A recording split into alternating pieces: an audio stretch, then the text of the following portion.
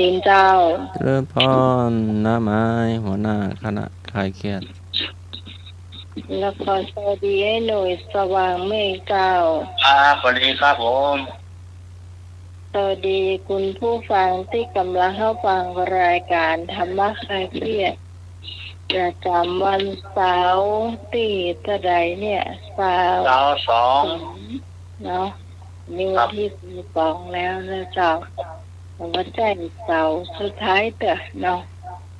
เจ้ายังมีเสาร์หน้าแห่งเสาร์หนึ่งเจ้าแล้ววันนี้อาจารย์เรารักปัญโยนันท์ก็ยังไม่ได้เข้ามาเตือนนะเจ้าที่ฟังบอกสักการหนึ่งนะเจ้าอันนี้สายเรียกร้อนของใคร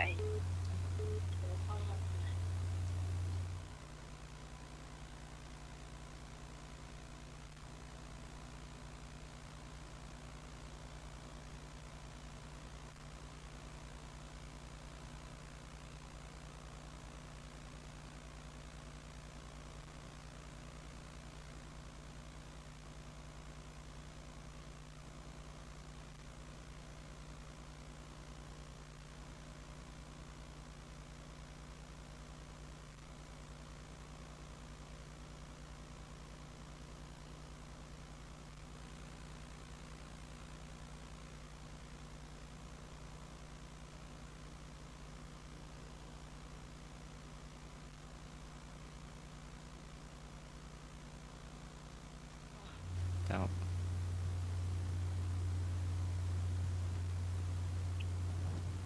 ได้ยินหรือยังได้ยินแล้วเจ้าก็วันนี้เรากลับมาพบกันเหมือนเช่นเคยเจ้าโดยมีพระเจ้าพิสมัยสุริโยดรเจ้ามาเป็นผู้ดำเนินรายการในช่วงนี้ตั้งแต่3 ทุ่มเป็นต้นไปเจ้าแล้วก็อาจารย์สมัครและก็ไอ้หน่วยในเจ้าช่วงนี้เพลงที่เราเลือกเอาไว้อาจารย์สมัครเลือกเพลงอย่างตะกี้ฝนตกที่หน้าต่างเนาะเจ้าแล้วก็น้ำหมูเลือกเพลงของอย่างนะแฟนฉันของวงชาตรีเจ้าฝนตกที่หน้าต่างนี่จะเป็นของเสกโลโซนะเจ้าแฟนฉันนี่จะเป็นเพลงของวงชาตรีวันนี้เรามาฟังสตริงหายน้อยหนึ่งย้อนยุคไปสัก60 ปีค่ะถึงก็หาคนต่ำก็นั่นก็ใช่หูจักอยู่เนาะสัก50ลงมาใช่หูจักหมดอะเจ้า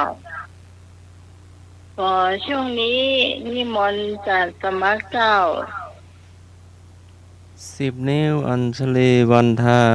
อธิบาตนอบน้อมก้มกราบแด่องค์สมเด็จพระสัมมาสัมพุทธเจ้าพระพุทธพระธรรมพระสงฆ์ตลอดถึงพระสาวกพระอรหันต์ผู้ห่างไกลจากกิเลสและบรรลุธรรม10 นิ้วขอกราบถวายความเคารพพระมหาเถรานุเถระที่มีอุปการะคุณอย่างสูงมันมีหลวงพ่อพระครูปริยัติยานุศาสตร์หลวงพ่อพระครูโคสิทธิ์หลวงพ่อพระครูสมุวิศวัตรวรกิจโจหลวงพ่อเจ้าวาดวัดฝ่ายหินที่เมตตาอย่างสูงผู้อำนวยการสถานีวิทยุตลอดถึง พระมหาเถรานุเถระทุกตนขอการนมัสการ แล้วก็อาจารย์เอาลักษ์ตัวโยมพิสมัยโดยหัวหน้ารายการธรรมะคลายเครียดจ้าน้ำประสานเจ้าลุงหน่วยตัวผมคำรักษาครับเจ้าครับไอ้หน่วยวิทยุไอ้หน่วยเนี่ยแล้วก็เจริญพรท่านฟังที่อยู่ทางบ้านทุกท่านที่สดับรับฟังทางวิทยุก็ดีทางเฟซก็ดีทาง YouTube ก็ดีขอเจริญพร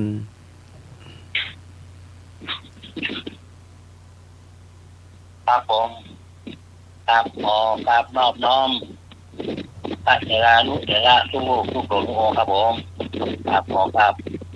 การราชาพระองค์สาวกวัดครับผมเมตตาเวลาธรรมะคาเก็บครับผมครับขอครับพระอาจารย์ปฏิการท่านมาครับผม เจริญพร ครับสวัสดีครับพี่สมัยครับผม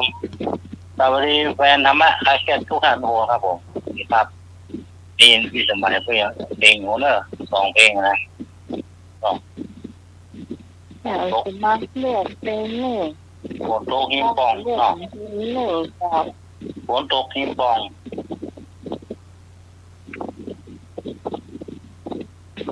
อะไรอย่าง เสียงลมพัดลมลุงอะ เราลงมา มันเปิดแอร์หรือว่าเปิดพัดลมลุง ยุ่งหรือเปิดนายหน่อยนะให้มันดีวิทยุให้มันดีพัดลมเจ้า เอาหาไฮน้อยมา ใส่ไว้โทรศัพท์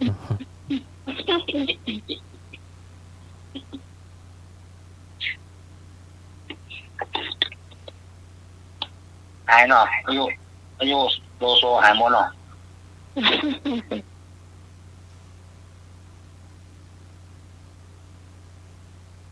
เจ้า ครับผมนี่ไปสร้างเพลงเขาเนี่ย คุณผู้ฟังสามารถโทรเข้ามาได้นะเจ้า053-226-058ครับ ให้หนึ่งคือฟังจาก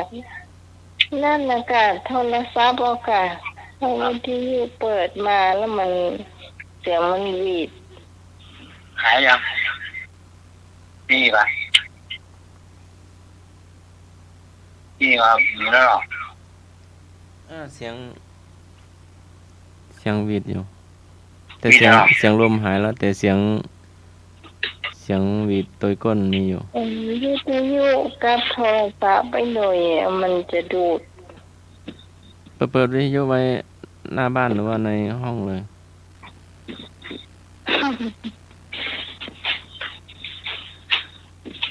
มันเป็นวิทยุน้อยก็ประมาณเนี้ย เนี่ยครับหรอหรอ เงียบแล้ว บินหน้าไปตะวันออกกลาง ว่าขามุ่งเรารับแล้วว่าข้าเราว่าหาบุละรับเลยหรือวะ ยุดละนี่ค่ะ ครับ ยืมได้หุยวะโอ้ยเข้าหินจะหนัก ลูกเปล่าเพิ่งซื้อเพิ่งเอาไว้ไปอาการเมาไปหรอกมาฟังบ้านมันก็หุย ครับผม2053-226-058ครับเองฝนตกที่หิมหน้าต่างครับ แล้วก็แฟนฉัน แฟนฉันเนาะ ของวงชาตรี อาตีโลโซหมายเปียวคุณรวยครับ ยาวเพลงเหมือนยาวสักอันนั้นน่ะ โอ้ยนักฟี่เย็นรวยไปในโมเดล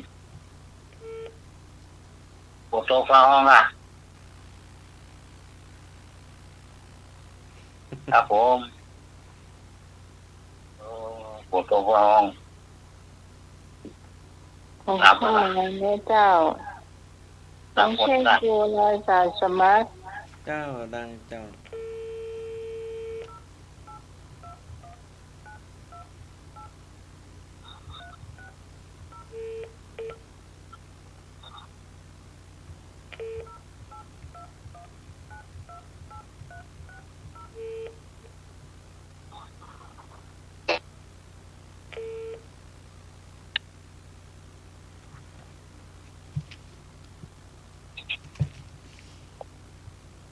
เนี่ยได้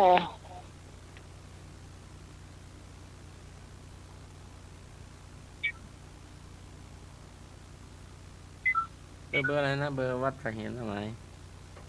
053-226-058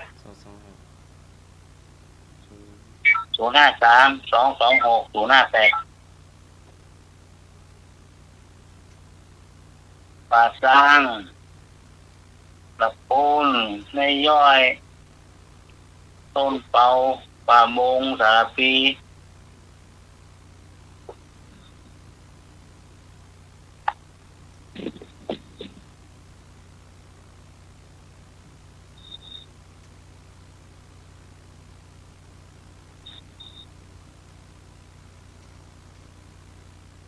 เอาว่าไปเลย ขออภัยค่ะ หมายเลขที่ท่านกำลังติดต่อ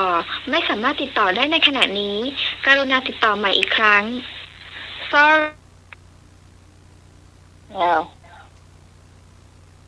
sorry เอาว่าไปเลย เจ้า อ้าวลุงหนุ่ยลองโทรมาแล้วถ้า ครับ ลองโทรมา อันพี่กรณ์ว่าอันสายสถานีผมค่อยดังครับ โทรศัพท์อ่ะ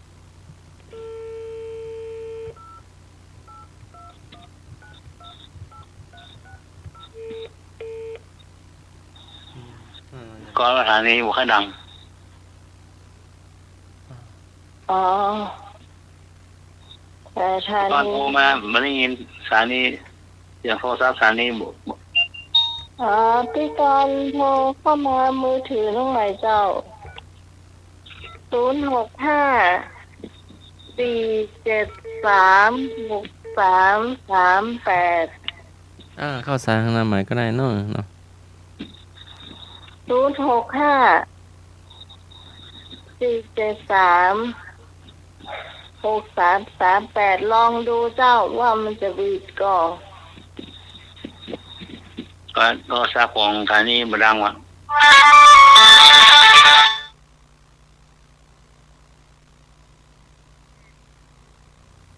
น้องไหมอันเบอร์สถานี เดี๋ยวแป๊บนึงน้องโฟตอนของน้อง เบอร์สถานีติดต่อไม่ได้ นะ จ้ะ ติดต่อไม่ได้ ใช่ค่ะ เออ ไม่โทรเข้ากันไม่ได้ไง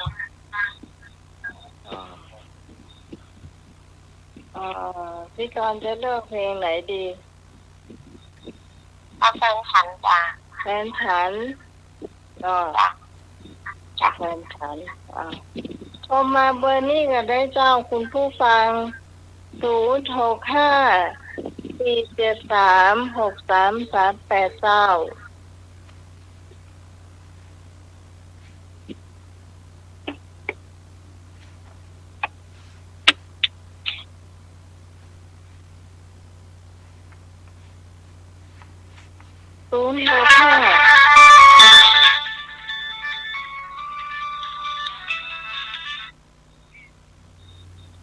กลับภาษาพระอาจารย์เจ้ากลับภาษาบดิกาสมัครยานะสีโรเจ้า เจริญพรที่ก่อนเสียงกล้องนี่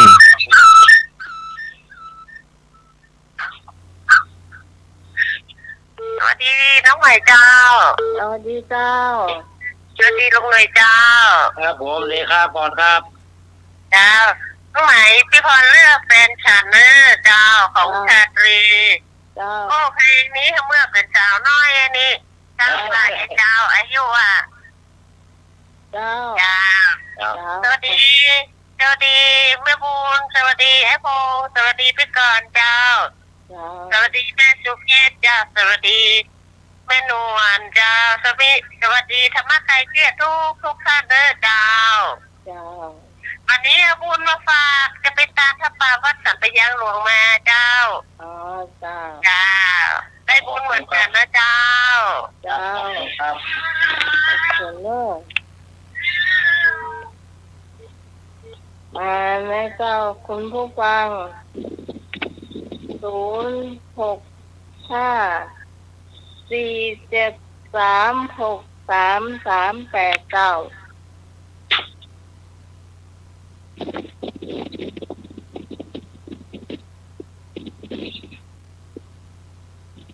แต่ตะกี้โทรเข้ามาได้เนื้อเจ้า สองละ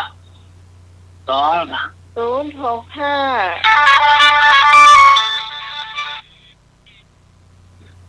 เจ้า เจ้าเจ้า พี่ตอง เจ้า มาแล้วแม่หลวง เจ้า เจ้า ไม่หลวงมาแล้ว วันนี้แม่หลวงก็จะเอาลูกเอาแฟนฉันนั่นแหละ ครับ แฟนฉันต้องใจแฟนเธอ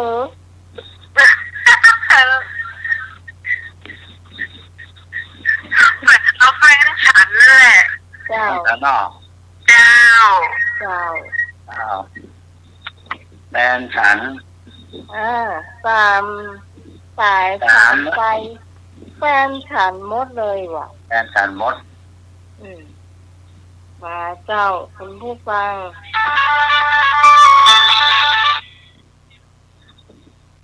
เจ้า เจ้าน้องไม้ มาที่สายดิโอ้โหอันนี้มันหล่นแฟนฉันหมดเลยกันนี่ เจ้าแฟนฉันเจ้า ครับ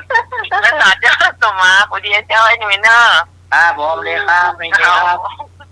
หล่นแฟนฉันหมดเล แฟ ย นฉันหมดเลย เจ้า อันนี้พี่สาวรีกำลังวัยรุ่นเนาะ กำลังวัยรุ่น อืม เจ้า เจ้า วงชาตรีหรอ มาเที่ยวเอาเป้ใส่ขนมปังเที่ยวคุณลอยหรอ ที่สายผ่านไปเจ้ามา ครับผม มา โอ้โทรศัพท์อันนี้บดีครับเนาะ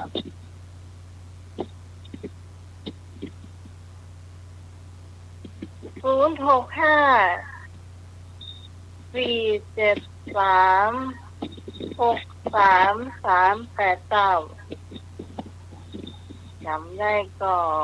บอกจะฟ้านะเจ้า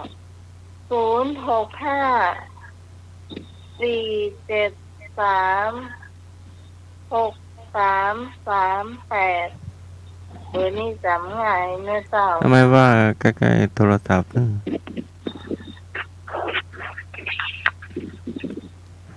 065-473-6338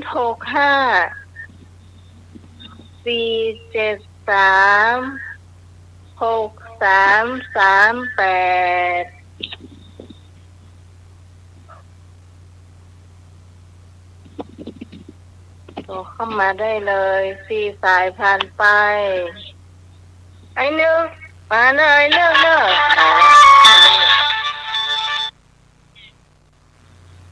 เจ้า โอ้เจ้าปังโม เจ้า มาตรการอาจารย์ไปค่ะ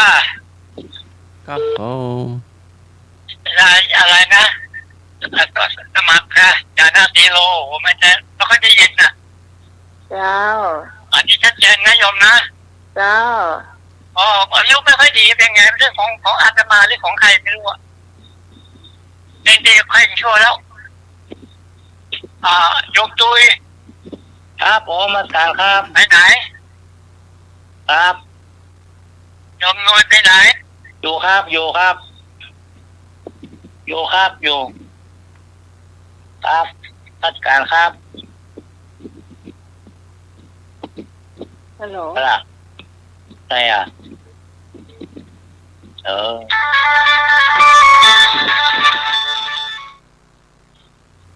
เจ้า บอกฟังคืนนะคะ แม่ เวลาค่ะ แม่ล่าโทรมาจากเจ้า เวลาตัดกล้องค่ะบอกฟังเพลงครับหัวใจนักสู้ค่ะ หัวใจนะ ล่ากัดกล้องเนาะ แม่กัดก้อมอี แม่บินคิวหน่อย ตัด นะ กล้องค่ะตุ้งเชียงใหม่ค่ะ เจ้าไม่ล่าโทรมาตั้งแรกก็เจ้า เจ้าแหละค่ะ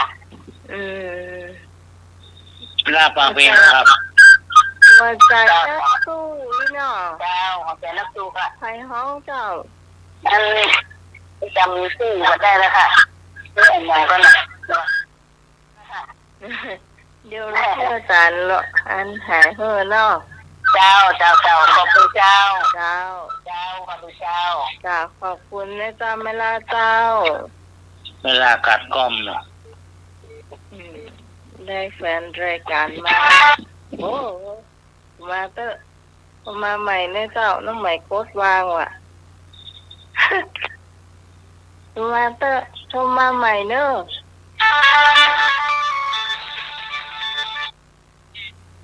เจ้าว่าใดเจ้าฮัลโหลเดี๋ยวก่อนเดี๋ยวยังไม่ขึ้น นั่นหมายว่าดังๆหน่อย เดี๋ยวมาขึ้นจ้ะเดี๋ยวเนี่ยเสียงมาขึ้นน่ะ วางสายไปแล้วก็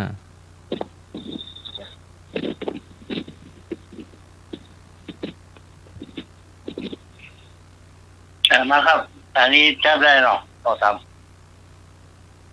เจ้า ไม่รู้เป็นอะไรเดี๋ยว ว่าใดเจ้า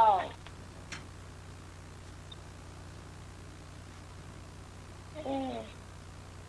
ตายซื้อที่ออก ไปนี่เสียงมาขึ้นเจ้าเดี๋ยวโทรมาใหม่เนอะ นั่นหมายว่าดังๆหนึ่ง เสียงมันแน่น เสียงน้อยเดียว เสียงเอ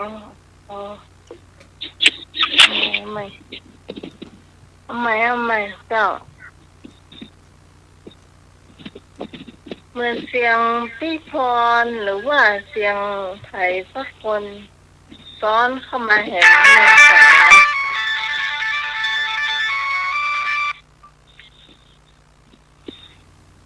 เจ้า ได้ยินแล้วบอ เจ้าแม่ เจ้าแม่เอาเพลงแฟนฉันเด้อ เจ้า แม่บุญเนาะแม่บุญการครอบเนาะ ตะกี้ก่อนแม่บุญนี่น่าจะเป็นพี่พรนะพี่พรในละวันนะ เจ้า มันเสียงมาขึ้น อ๋อ ต้องโกดละมันมาขึ้น เจ้า แต่ต้องได้ยินเหมือนเสียงพี่พรเอราวันจะได้โคมแหม่มกล้ามเลยเจ้า ครับเจอแล้วครับเอราวัณ ถ้ามันสายเลขซ้อนมีนกเป็ดจะได้ฮับได้เนาะถ้าเป็นสายเลขซ้อนคุณอย่าพึ่งวางเลยเจ้ามันต้องวางแต่เนาะมันจะบรรลุหรอก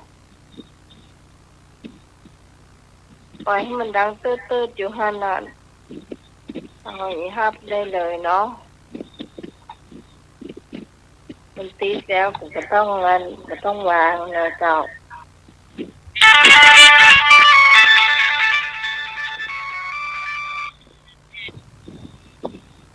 เจ้า เจ้าต้องหมายสิเทียบที่คอนโทรไปเนอะ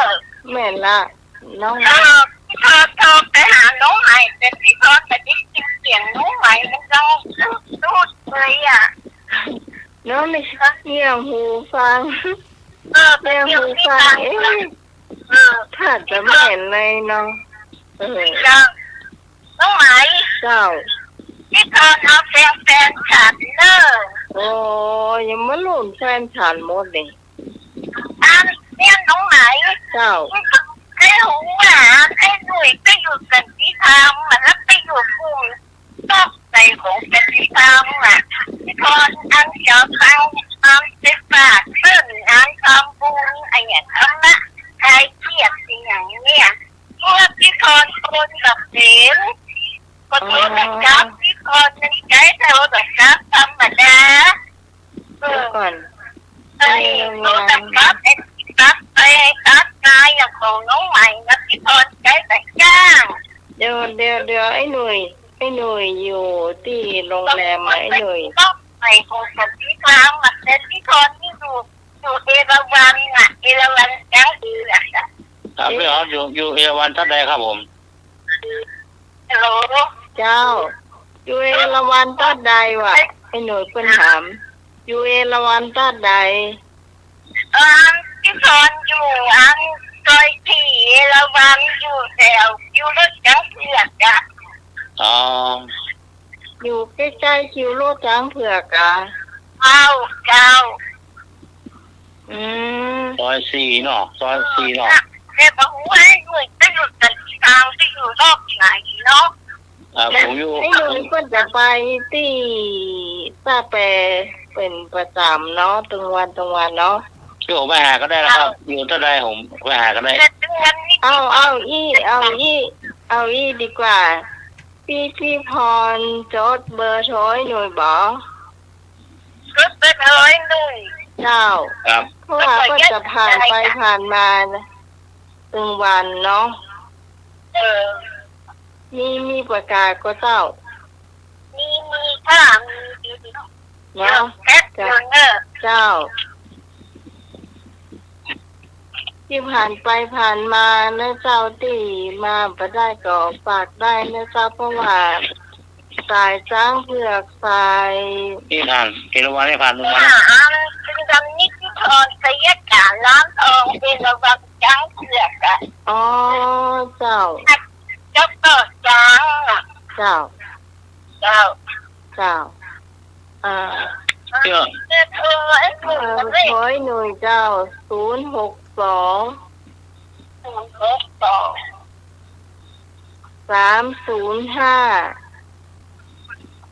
แล้วก็ยังเห็นเจ้า 305แล้วนะ เจ้า062 305 30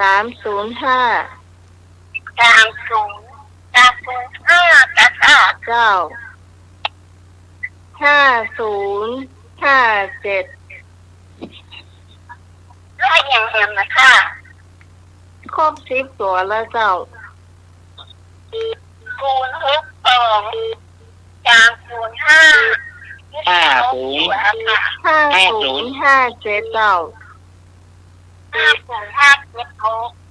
5057 เจ้าตึกเลข7อะกะ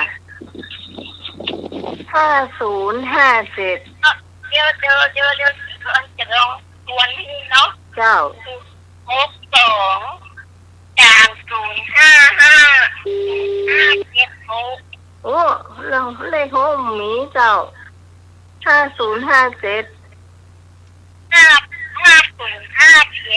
เจ้าเจ้า 50แต่แค่5505 ปะ 5057 305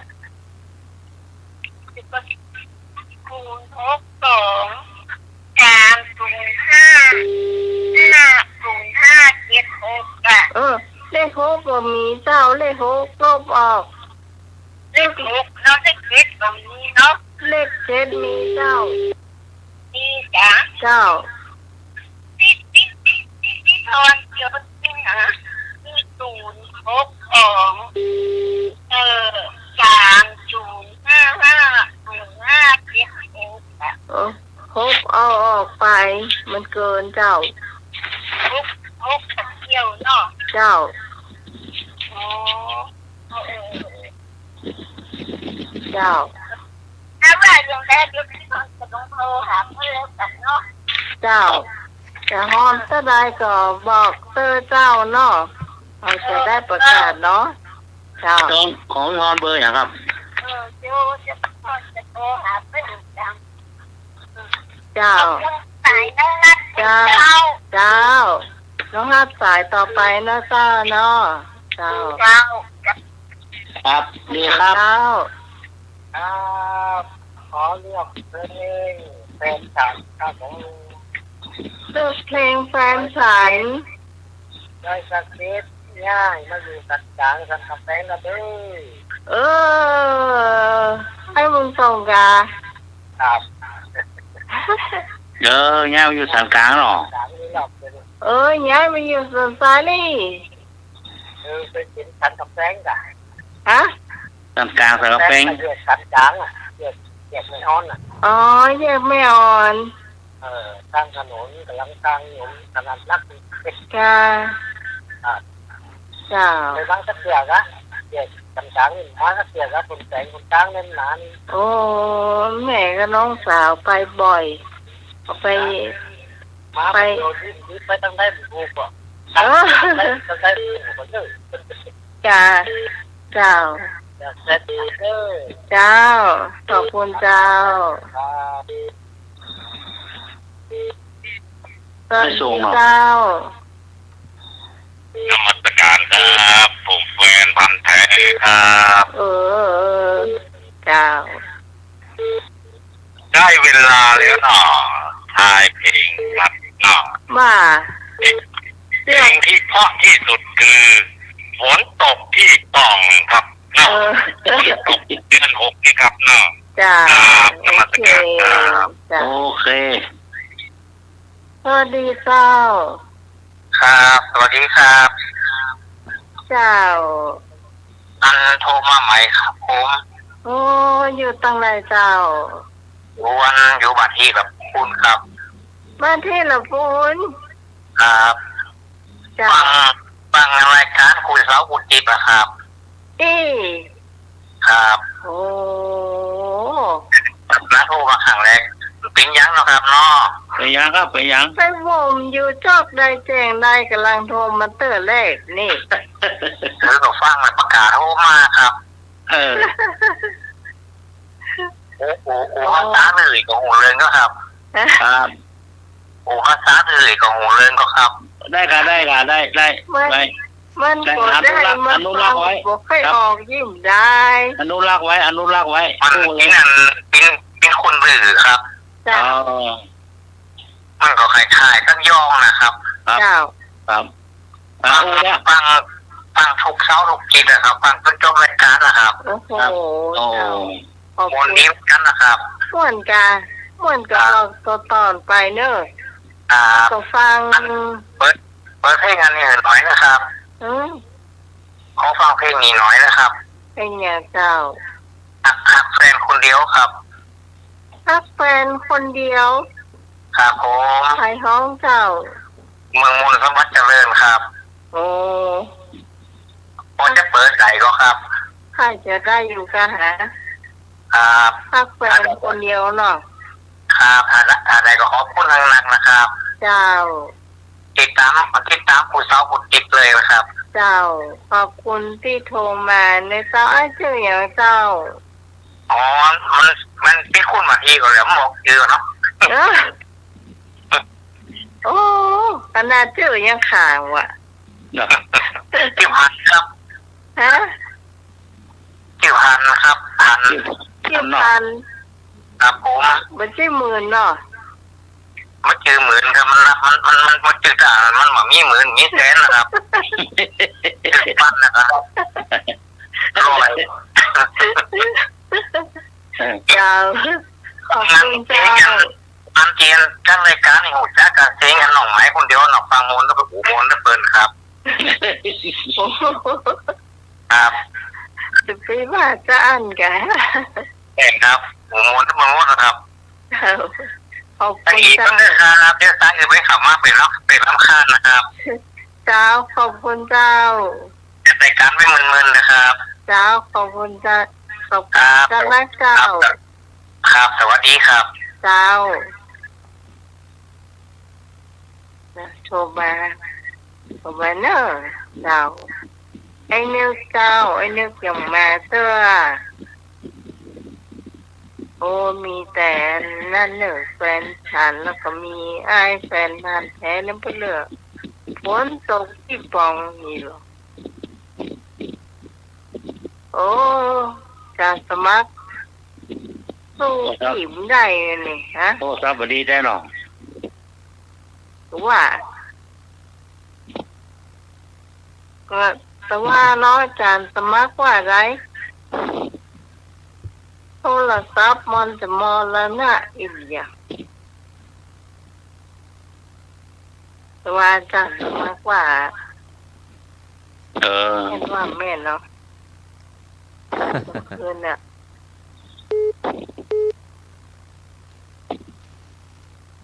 โทรเข้ามาทางเพจในตา06 389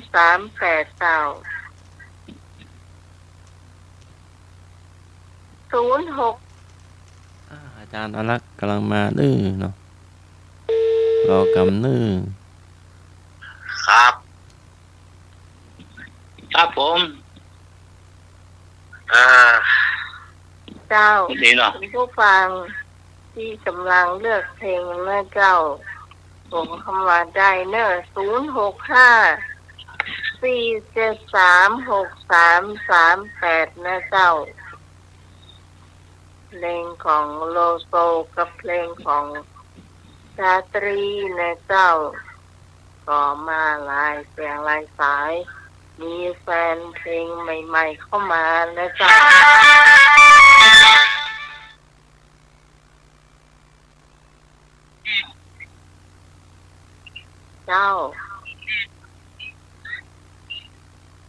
เจ้าโอ้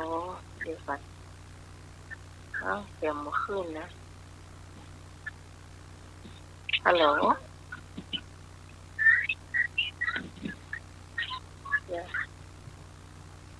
ฮัลโหลว่าใกล้ๆโทรศัพท์เนอะไอ้เนอะไอ้เนอะเป็นแฟนฉันแฟนฉันเห็นแล้วครับเจ้าขอบคุณครับ เจ้าต่อไปเนาะเจ้าครับผม เจ้าครับนมัสการพระอาจารย์ที่วัดโดรัตโยครับผมกราบนมัสการพระอาจารย์สมัครเลยนะครับเจริญพรอาจารย์เอาลักมาฝนตกนักมาแล้วเจ้ามาแล้วไอ้ปูนมัสการเลยครับอาจารย์เอาลักครับสวัสดีคุณที่สมัยนะครับผมเจ้าสวัสดีเจ้าพงเจ้าสวัสดีปานุยครับครับโอ้ครับสวัสดีครับผมเองอย่างห้องเดียวนะโต๊ะที่ผมได้ยินอย่างกันแล้วฝนตกที่หน้าต่างแล้วก็แฟนฉันอยู่ของใครนะวงชาตรีวงไอซีเนาะจ้าครับเป็นเอาเนาะเจ้าเป็นเอาแน่นอนเนาะแฟนฉันนึกตุ่มใจแฟนเธอเป็นฉันเป็นเธอสวัสดีจัดทำหน่อยสวัสดีแม่บุญครับสวัสดีพี่กรจมูลครับสวัสดีพี่กรข่าวเข้าแล้วผมแม่สุขิตได้มาก็มาบ้านะยังไม่สุขิตยังมาเด้อผมยึดแล้วเป็นมาเพิ่มมาอย่างโต๊ะอ่ะโต๊ะนั่งนะครับที่ละปูนเข้ามาใหม่ตัววิ่งหลงไอ้วิ่งหลงเนี่ยนะคือจะวิ่งหลงได้ยินคุณบอกเองภาษาหมดดีอันรักไว้ครับภาษามาเข้ามาตรงนั้นกับเป็นเรื่องครับเนี่ยภาษาเนี่ยอนุรักษ์ไว้หมดดีเนาะฟังกันหมดเนาะครับหลายเสียงหลายอย่างมันมีรวมนะครับครับผมเป็นล่าเลยครับเป็นล่ามากกว่าเอามาลุกของอะไรครับมีสักหรือว่าน้องว่าเขินว่าเจ้าขอบคุณเจ้าพงเจ้าอย่าเป็นรักไว้ครับพระเจ้าครับ065-473-6338เจ้าจำมาได้แล้วเลยหน่วยเนอน้องครับโทรศัพท์นี่น้องจำมาได้นะเนี่ยแฟนฉันนำอยู่อันนั้นตัวเดียวตัวเดียวว่ะโอเดียวกดโต๊ะที่ปองอ่ะมีปองนะตัวเดียวโคเดียวครับอันนั้นอาจารย์สมัครเป็นคนเลือกเอาไปเลยระหว่างฝนกับแฟน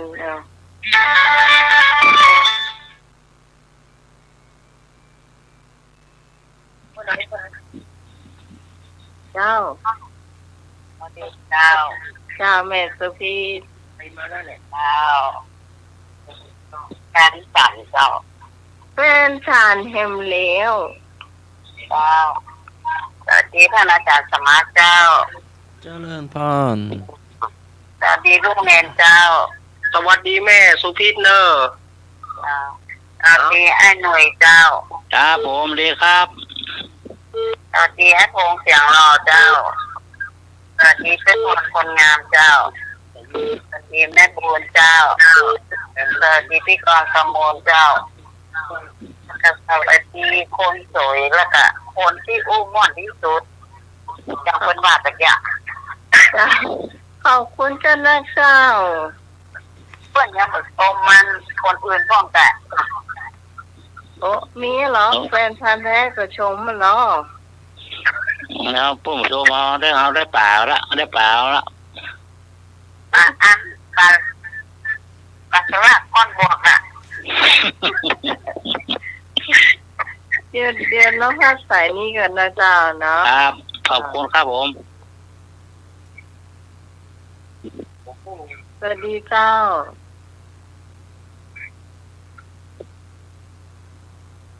สวัสดีเจ้าอ้าวสายลูกเสีย บัสการอาจารย์หัวละครับผม ครับก่อนอื่นก็ มาใหม่เนี่ยเจ้าสายนี้ ขอกับนมัสการขอกับไหว้สาท่านอาจารย์วิสุวัฒน์นะครับผมวันนี้ก็ขอนมัสการท่านอาจารย์สมัครนะครับ ครับผม สวัสดีโยมปีกพิสมัยเตอเนอร์ เจ้า ยีลุงหนุ่ยเนอร์ ครับผมครับอาจารย์ครับ ตอนปอนคณะสัตยาติโยมสาธุชนเฮาทั้งหลาย อันนี้ก็มาแล้วเนอร์ตะกี้นี้ฝนบ่มีแต่ฟ้าห้องแหงแต่มันจะมีทางบ้านไอ้พงเพื่อเด้อตะกี้นะทางสายบ้านแซมป่าซางนี่ถ้าจะนักวันนี้ก็มาปะกันล่าหน่อย แต่ก็บอกเป็นยังก็ยังถือว่ามาอยู่เอาสถานญาติโยมมาได้ยินไฟไหม้วัดแสงแก้วโพธิญาณที่อำเภอแม่สวยจังหวัดเชียงรายนะที่ตะคืนนี้ระหว่างคาบเกี่ยวกันคาบเกี่ยวกันในวันนี้นะถ้าจะประมาณก่อนเที่ยงคืนหรือจะได้เนี่ยไฟไหม้วัดแสงแก้วโพธิญาณโอ้เสียดายวัดดังเปิ่นเนาะครับวัดของท่านครูบาอริยชาติอริยวังโสซึ่งเปิ่นเป็นวัดที่หรูหราเป็นวัดท่องเที่ยวไฟไหม้วัดเปิ่นเนอสถานญาติโยมวัดแสงแก้วโพธิญาณเนาะอีดูวัดเปิ่นเหมือนกันโอ้กันนี้นี่สูญเสียหายอย่างหนักทีเดียวไปเข้าไปเอาไปละ กะเนาะครับ แล้วเจ้ามีอยู่กับเจ้าคุณผู้ฟังที่จะเลือกเพลงเข้ามา0654736338เจ้าสายตะกี้เจ้าพอเข้ามาตอนหนูเนอะนี่ โอ้รู้สึกว่าแฟนฉันนี่จะนำลิ่วอีกแล้วลุงหนุ่ยว่าตะกี้ โอ้ ท เจ้าตอนละกันเนาะ ำ ครับตายแล้วว่ะ เดี๋ยว ได้ฟังเวลาได้ฟังเพลงแล้วเจ้าเนาะคุณผู้ฟัง3 ทุ่มปลายแล้วว่ะโอ้มันนี่อย่างมาอู้ยาวแต่ยาวว่านี่โอ้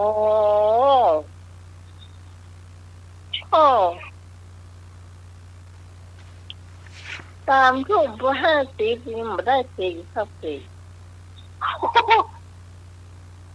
เจ้าการร้องก่อนนิมนต์นะเจ้าจ้ะโอ้มาแล้วมาอยู่ เจ้าน มัสการครับนั่น เจ้า ปีนี้ไฟไหม้นักขนาดเลยเนาะผมดูข่าวเนี่ยโอ้นักขนาดเลยไฟไหม้กันปีนี้ไฟไหม้นักที่สุดครับเนาะนมัสการครับแล้วเพลงยังเอาละหินปองฝนตกหินปอง ฝนตกหิมปองเหรอหมอ ครับเอาละบอกเจ้าเรา2 รอบละ 2 รอบแล้วเนาะ ครับ อัน แฟ นั้นเอา นฉันแล้วก็ฝนตกที่หน้า เอาโต๊ะ ต่าง ข่าว เนี่ย อันเอาโต๊ะข่าวเพราะเอามาแจ้เอาโต๊ะข่าวเอามาแจ้เปิ้ล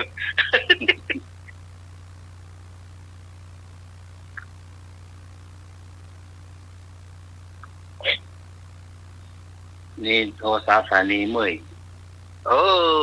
โทรศัพท์สถานีมวยหม้อ ครับบือ เป็นยะเอายาไปจ่ายอ่ะเอาไอ้นะจ่ายแกโทรศัพท์อ่ะผูกก็ดีละ ตังไปจ่ายอ่ะเดี๋ยวหายละ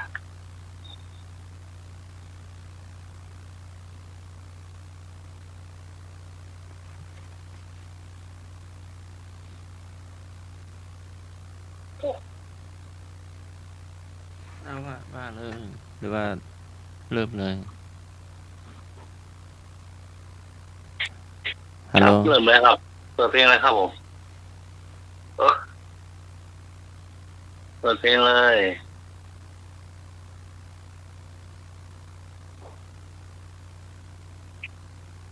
เปิดได้ก่อนอาจารย์สบาย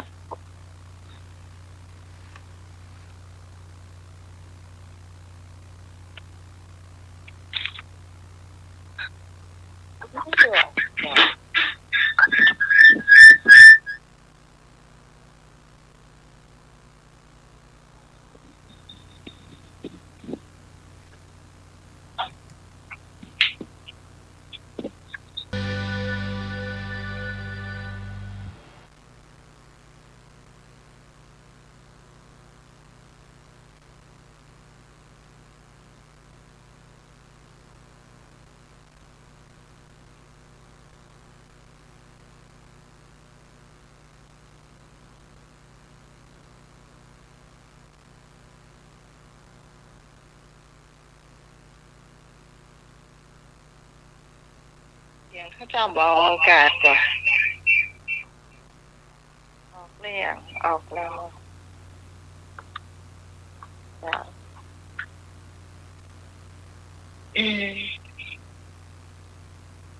คุณผู้ฟังที่ขอเพลงเอาไว้นะเจ้าก็คงจะต้องเป็นวันพรุ่งนี้นะเจ้าวันเดียวนี่มัน4 ทุ่มละเดี๋ยวนี้ ครับ คุณเตือเขาจะเปิดเพลงสักประมาณ3 ทุ่มปลายเนาะเดี๋ยวนี่มัน4 ทุ่มแล้วเจ้าก็เป็นหยังเนาะช่วงต่อไปเจ้าคนผู้ฟังรายชื่อของคุณผู้ฟังพี่พรเจ้าที่จดไว้อาจารย์สมัครไปหาพี่พรมากรรมหาพี่พรมากรรมเจ้า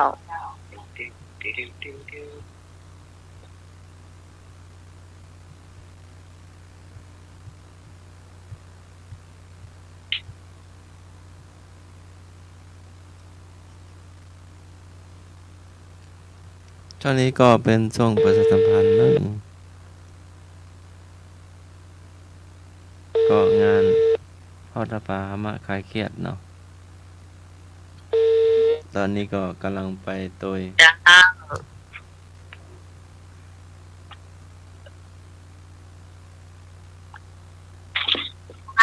รายชื่อนะเจ้าน้องแม่เจ้า เจ้าร ายชื่อตั้งแต่แรกเลยเนาะเรียงตามลำดับที่มันมาเนี่ยติดกระโจดไปเรื่อยๆนี่นะเจ้าน้องใหม่ยอด500อาหาร500เจ้าลุงหนุ่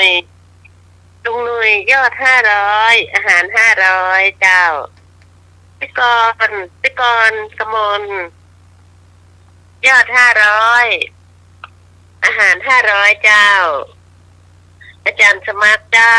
ยอด500อาหาร500เจ้าพี่พรยอด500อาหาร500เจ้าแม่สุพิษอาหาร ยอด200อาหาร200เอจันทรายอด300อาหาร300เจ้าไอ้คงนี่300เอา300มาก่อนนะเจ้าจะเพิ่มเติมหรือจะเดินทีหลังนะเจ้าแล้วก็ไอ้บุญชงที่อยู่สัตว์กำแพงเนาะสัตว์บุญส่งบุญส่งวันรักมันก็เจ้าบุญส่งวันรักก็เจ้า500 บาทเจ้าตัวอีมันคุณผู้ฟังจะเพิ่มเติมในเรื่องอาหารก็ได้นะเจ้าเพราะว่าเดี๋ยวนี้เรากำลังเหมาอาหารประมาณ5 ปันนี่ก็ค่าอาหารก็ยังบ่คุ้มแต่นำเด้นะกำลังค่าอาหารกำลังได้3 ปันอยู่เจ้าคุณผู้ฟังเจ้าก็ถ้ามีคนหลายๆเขาก็จะเมาตำกุ้งที่มันนักขึ้นนะเจ้า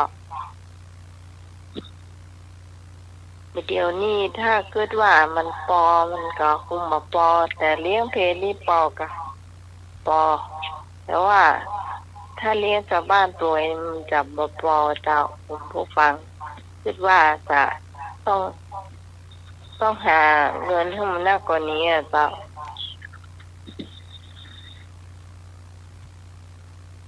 แล้วภัยจะเพิ่มเติมเรื่องอาหารก็เข้ามาได้ในนั้นนะเจ้าคุณผู้ฟังแยกประเภทมาเลยนะเจ้ายอดอาหารนะเจ้าจะเพิ่มเติมอันใดก็ขอเชิญนะเจ้าสำหรับวันที่เราจะทอดผ้าป่านั้นวันที่12 มกราคมนะเจ้า 2568เป็นวันอาทิตย์นะเจ้าวันอาทิตย์พอดีงานก็จะเริ่มประมาณ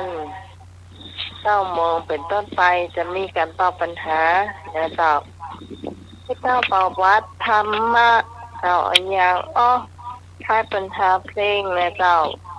แต่ละข้อแต่ละคะแนนในเจ้า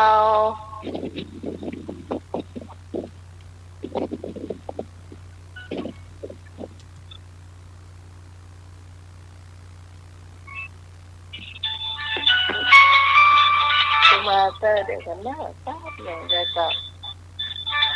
เราเจอโทรศัพท์ตกเจ้าครับว่าฮะจำได้งูหน่อยังไอ้บุญส่งเนี่ยบุญส่งเจ้าครับขอเพิ่มเติมถึงอันไปฝึกงานอาหารเนี่ย500เลยไอ้บุญส่งวันรักเนาะคือเดียวพ่อปลานั่นว่า500นะผมมีเดือนเป็นอาหาร500เลยเจ้าอันนี้คือยอด500แล้วก็ค่าอาหารอย่าง500เนาะโอ้ขอบคุณจำนักเจ้าอนุโมทนาตัวเจ้าสาธุเจ้าขออยู่ดีมีสุขในเจ้าถึงครอบครัวในเจ้ามาแล้วเจ้าคุณผู้ฟังอันนี้ถ้าจะได้เพิ่มแต่เลยตามกุ้งไอ้บุญส่งมาเพิ่มเจ้าขอบคุณท่านแรกเลยเจ้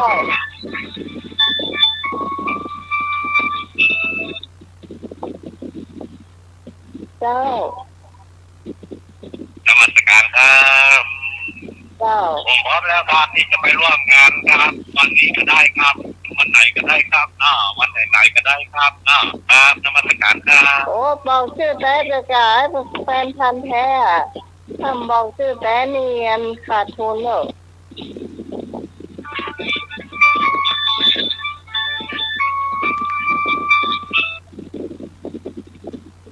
จ้า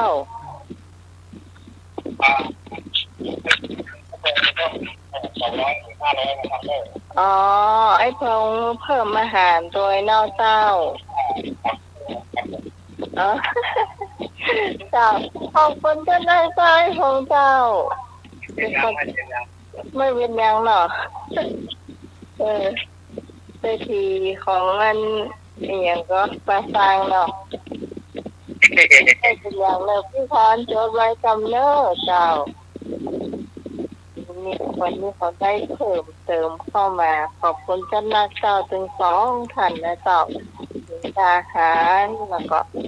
จะยอดสวยนะเจ้าขอบคุณนะเจ้านี่เราก็ถือว่าเราเริ่มต้นมา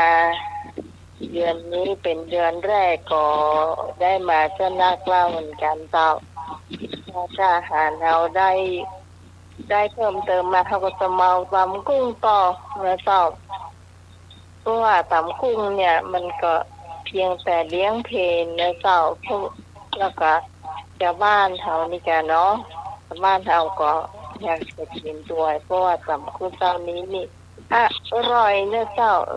ลองได้เลยนะเจ้า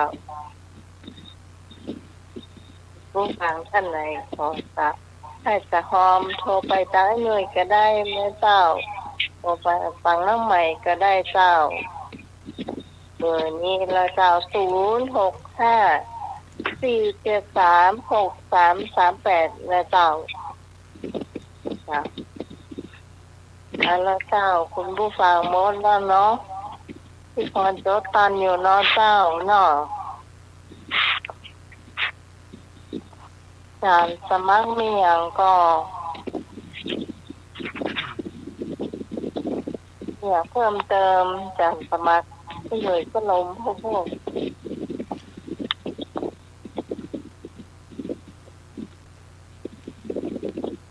พัดลมกันลุงพัดลมเนอะ ครับ ก็พรุ่งนี้ก็ประชุมคณะสงฆ์อำเภอเมืองเนาะก็ประชุมทางรองเจ้าคณะอำเภอเมืองเนาะหลวงพ่อพระครูวิทิตศาสนาธรผู้ช่วยศาสตราจารย์ดร.เนาะก็ประชุมฝ่ายด้านศาสนาสมบัติวัดเนาะก็ทางหลวงพ่อเจ้าคณะตำบลหลวงพ่อพระอาจารย์เลขาเนาะเจ้า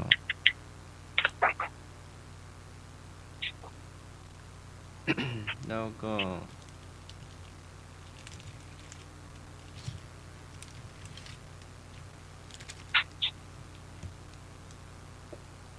วันที่27มิถุนายนเนาะก็จะได้เดินทางไปอบรมร่วมกิจกรรมเสริมสร้างความรู้ความเข้าใจแก้ไขปัญหาสิทธิและสถานะของบุคคลเนาะของ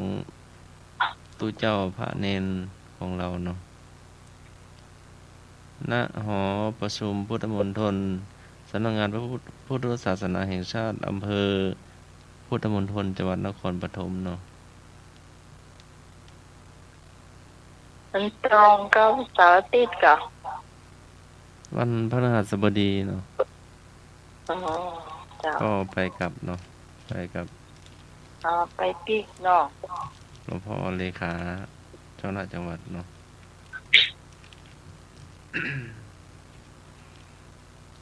แล้วก็วันที่1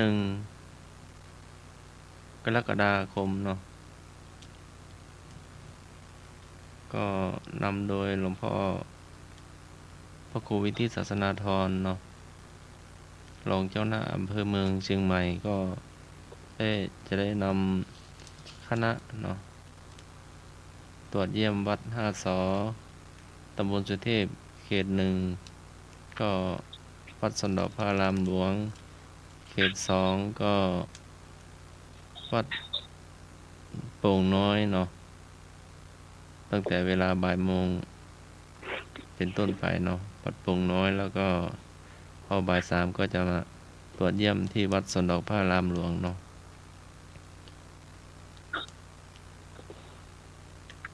เพื่อว่าจะได้ถวายกำลังใจแก่หลวงพ่อเจ้าวาดแล้วก็ทั้งด้านทางวัดบ้านโรงเรียนเนาะแล้วก็ชุมชนเพื่อความเพื่อการพัฒนาวัดเพื่อการเป็นอันหนึ่งอันเดียวกันเนาะเจ้าก็ทั้งแต่ละตำบลเนาะก็เวียนกันไป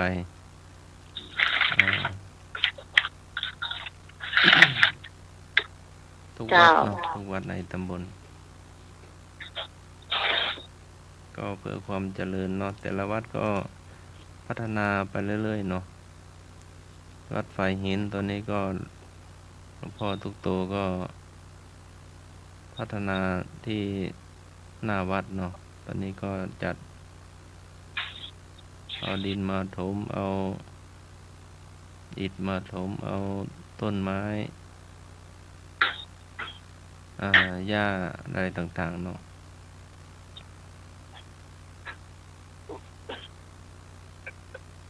ที่อุโบสถก็พระอาจารย์เลียวเนาะได้นำศรัทธาได้มาบูรณะตรงเสาพระอุโบสถเนาะญาติโยมท่านใดมาแอวก็มาเยี่ยมได้เนาะเจ้า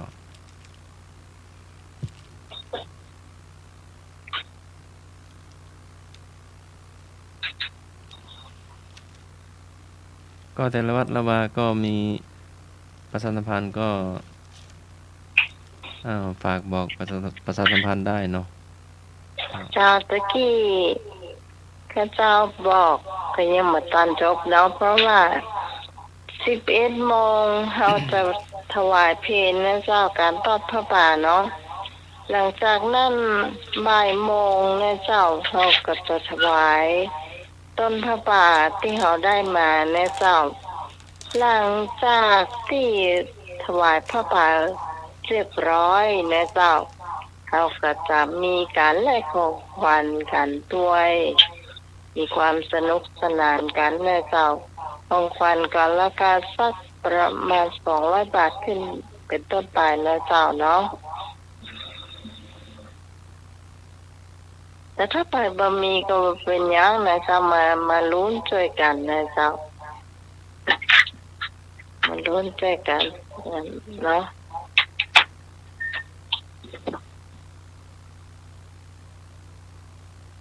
อยู่ด้วยกันเอาบุญด้วยกันเจ้าม่วนนะปีหนึ่งเขาก็จะทำครั้งเดียวในเจ้าของธรรมะคลายเครียดของเขาในเจ้าเอาละเจ้าถ้าบ่มีอย่างก็เขาก็จะมาทายปัญหาพุทธประวัติด้วยเจ้าคุณผู้ฟังหมายเลขโทรศัพท์ที่คุณผู้ฟังจะโทรเข้ามาได้นะเจ้า065-473-6338ถ้ามันเป็นสายเรียกซ้อนนะเจ้าคุณผู้ฟังบ่ต้องวางเพื่อนะเจ้าปล่อยมันติดอยู่หั่นน่ะเจ้าต้องวางมันจะเรียกซ้อนกันอยู่เนาะพระเจ้าทำสายเรียกซ้อนเอาไว้มันบรรลุของเจ้าถ้าคุณผู้ฟังบ่วางนะ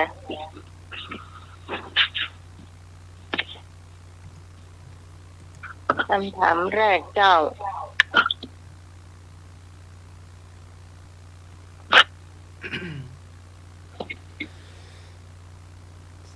สัปดาห์ที่ 6พระองค์เสด็จไปยังต้นจิกซึ่งอยู่ทางทิศอาคเนย์แห่งต้น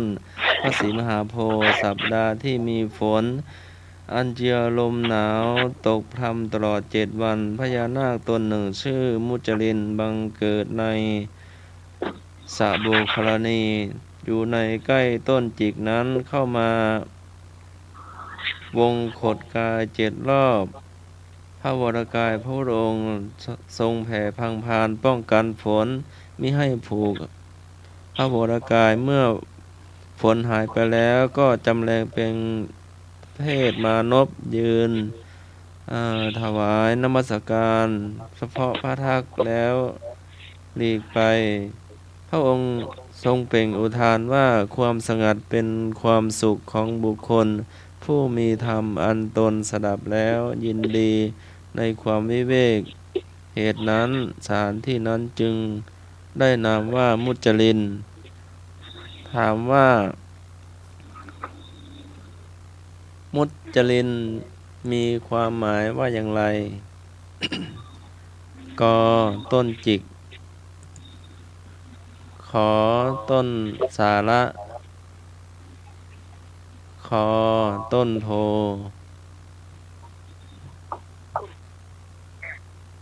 งอ บัวปทุมชาติ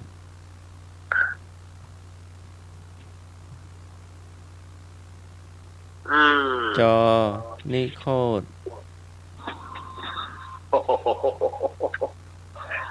ดอเด็ก เอาไปถึงฮอน้องโคพอดี ดอเด็ก ดาสะตะยตนะ หรือต้นเกต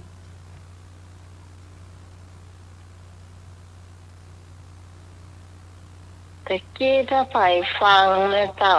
ตั้งแต่เริ่มต้นมาคำตอบมันอยู่นะเจ้า อ้าวสายแรกมาแล้วลูก พี่กอนจ้ะ เจ้า พี่กอนตอบข้าวไก่จ้ะต้นจิกจ้ะ ต้นจิก การพระครูไวติกาสมัยกนสิกโสค่ะ จ้าพี่กรแม่กร พระอาจารย์จันเนรักค่ะ สวัสดี เพ ก่อ ราะ น ว่าอาจารย์สมัครว่าตะคืนน่ะ ว่าอย่างโทรศัพท์มันมรณะอย่าง สวัสดีน้องใหม่สวัสดีหนุ่ยเจนเนอร์ ครับสวัสดีครับ พงษ์สวัสดีน้องพรสวัสดีแม่สุจิตสวัสดีแม่บุญจ้ะสวัสดีแม่หลวงตาบุงลิเนอร์สวัสดีวิสาลุยจ้ะสวัสดีธรรมะไก่เกลียทุกท่านก่อนจ้ะ ทั้งแฟนรายการ ไก่จ้ะ ปีก่อนทั้งแฟนรายการใหม่ ทั้งแฟนรายการเก่า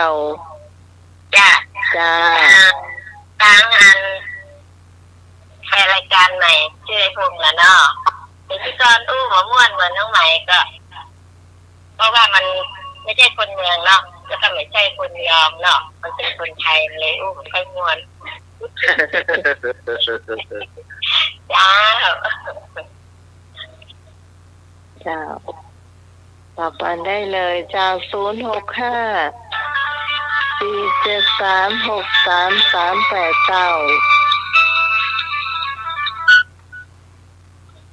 เจ้า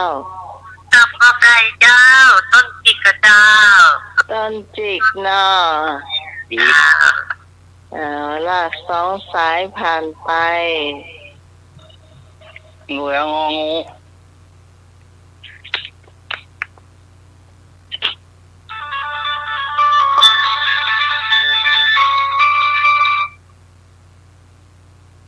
ครับผมตอบกอไก่ต้นจิกวัดต้น ต้นจิกเนาะ โอ้ สายพงไอ้พงโดนพี่กรแซวล่ะได้ยินเหรอ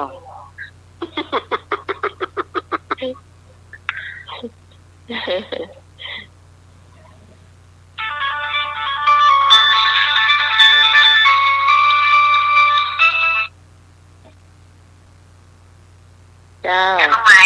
เจ้า แม่ข้อก็ไก่เด้อ เจ้า ต้นจิกกันเนาะ ต้นจิก ครับ เจ้า มาเรียกซ้อนมาเรื่อยๆเจ้า ถึงแม้สายมันจะซ้อน มันมาเป็นหยังเจ้า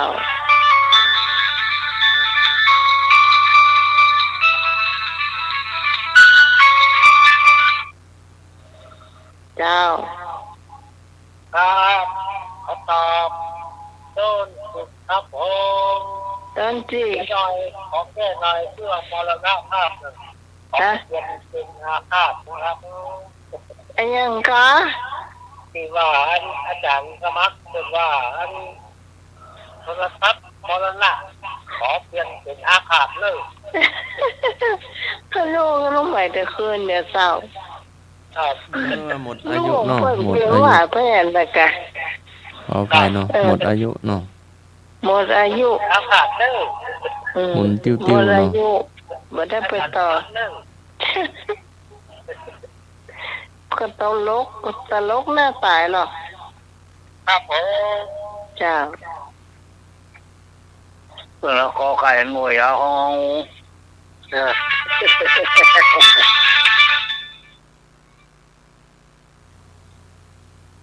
เจ้าน มัสการครับ อ่ะ คำตอบสุดท้ายคือต้นโพครับนอครับนมัสการครับ ต้นโพเนาะ ต้นโพแบ่งกันไป แบ่งกันไปเนอะเขียนย้ายเนอะ งองูอย่างต้นนะงองู ไปหู้ อ่า โอ้โหลูก ช่วยจำหน่อยนึงเนาะ งองูต้นดอกบัวค่ะ กอไก่ต้นจีกขอไข่ต้นสีมหาโพธิ์ นี่แฟนนี่แม่ริม มีหลายต้นเนาะ พอไฟหรอ คอควายต้นสาระ งองู งองูบัวปทุมชาติหรือบัวหลวง เนี่ยงูเหวเนี่ยเอาบัวหลวงเนี่ย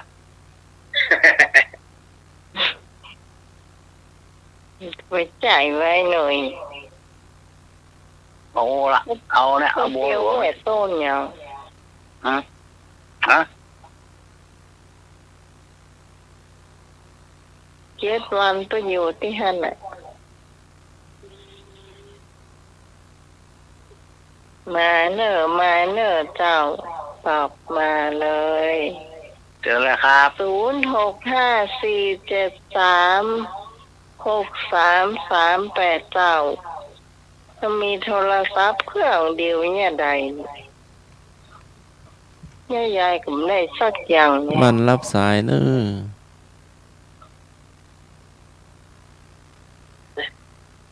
มันเขาคนละเครื่องกันหรือว่าหน้าไม้รับ1 เครื่องวาง1 เครื่องรับ1 เครื่องวาง1 เครื่อง ใช่วาง1 เครื่องก็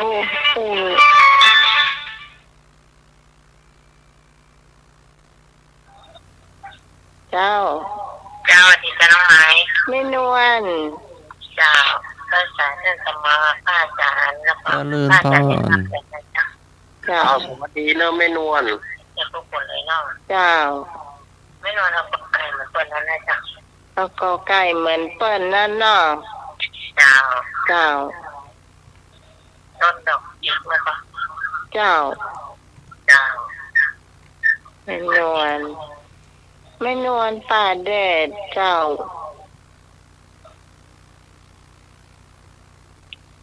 0654736338เจ้าเบอร์นี้จะเป็นเบอร์สำรองของสถานีและเจ้าที่ไร้อยู่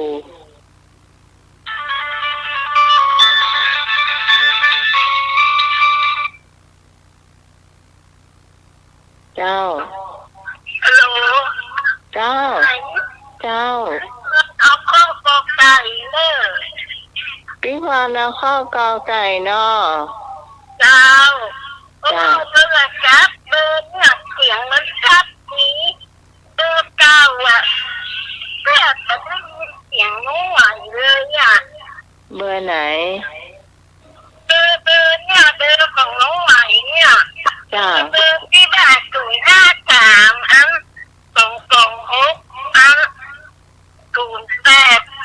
เนี่ยมันจะได้ยินเสียงเลยอ่ะจะเจอใหม่เจอที่น้องใหม่เจอน้องใหม่ที่น้องใหม่วิวเนี่ย อันนี้ จัดดีอ่ะ อันนี้มันเป็นมือถือรู้ไหม เพราะว่าเสียงมันชัดดีอ่ะเจ้าก็ได้ยินเสียงเจ้าได้ยินเสียงทุกคนเลยเนาะเจ้า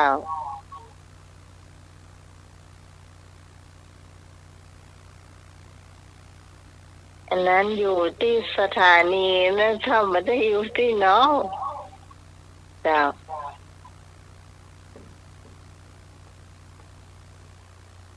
ดีนะที่ได้ทานโนเกียมันเป็น2 เสียงเนาะ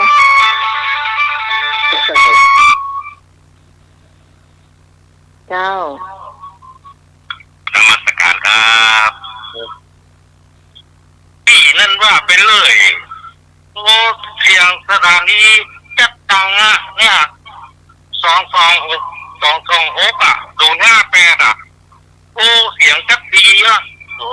ปีนั่นว่าไปเลย ถือว่าเปิ้นแฮงจ้ะคือบางครั้งเนาะ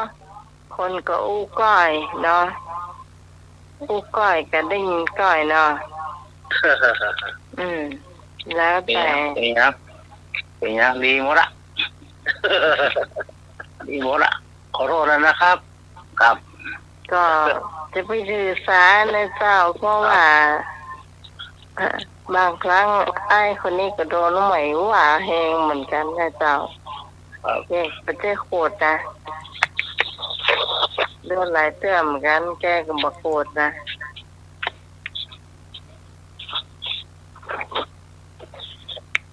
ติดเพื่อก็ ผมก็ เป็นยัง มีกระโทรเข้ามานะเจ้า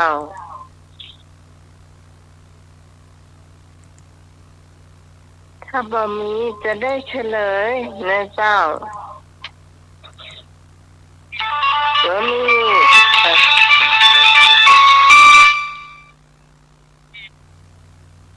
เจ้า ได้เจ้า เจ้าแม่สุพิษ เจ้า ว่า เอากอไก่เจ้า ก็ไก่เนาะ ก็ไก่กุ้งเนาะ เจ้า เอากอไก่กุ้งงกตัวเพื่อนเนาะเพื่อนไม่ใช่เพื่อนเอางองูพุ่น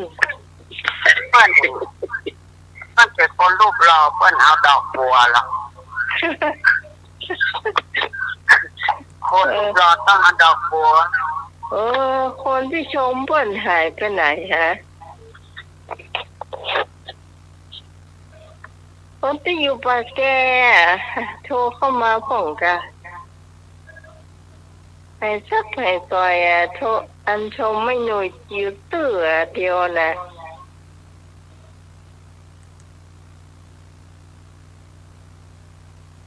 มีเถมกระเจ้ามีกระโทรเข้ามาจะได้เฉลยเจ้า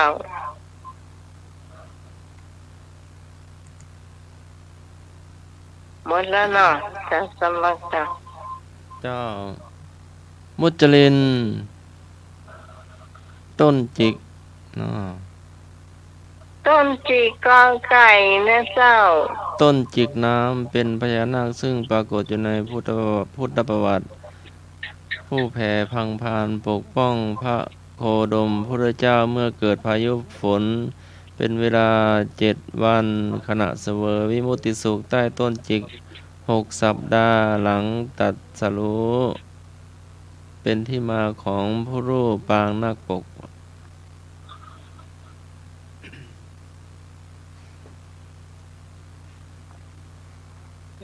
ข้อต่อไป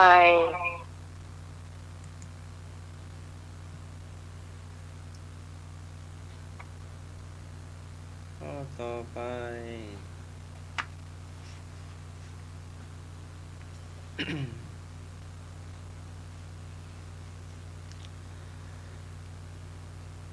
จากนั้นพระองค์เสด็จไปยังต้นเกศอันนามว่าราชายตนะ ซึ่งอยู่ทางทิศทักษิณแห่งต้นพระศรีมหาโพธิ์ ทรงเสวยวิมุตติสุขณที่นั้น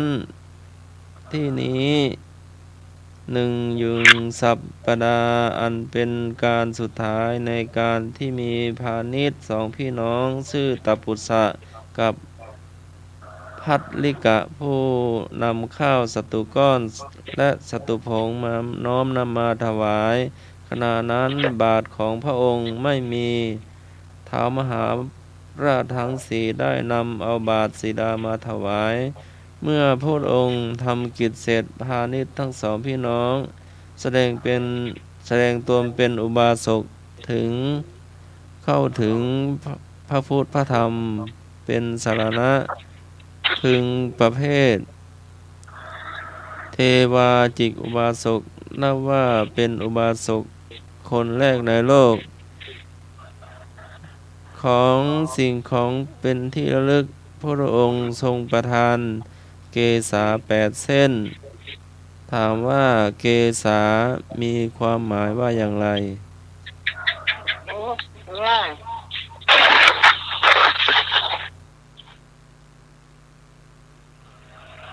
เข้ามาได้เลยเจ้า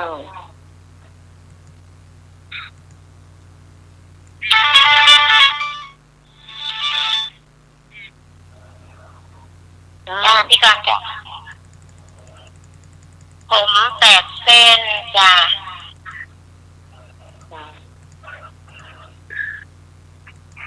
เกษาหมายความว่าผมเนาะโอ้ถ้าพี่จะถามนะพี่จะถามต่อเลย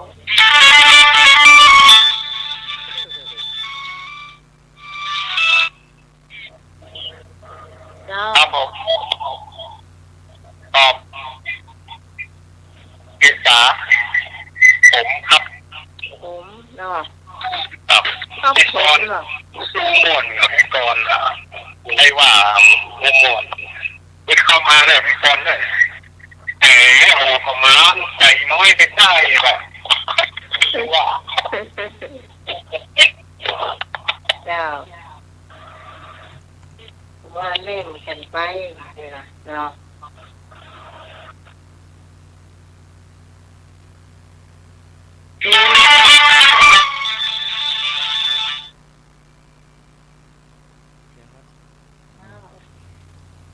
เสียงสายแรงมาก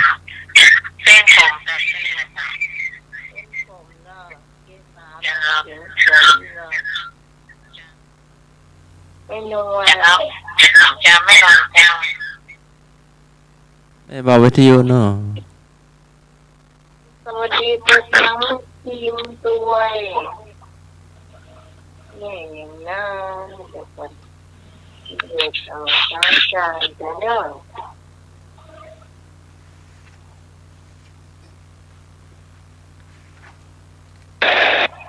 เพื่อนเขาไม่นวลนะเจ้าฟังกะลายอยู่เนาะ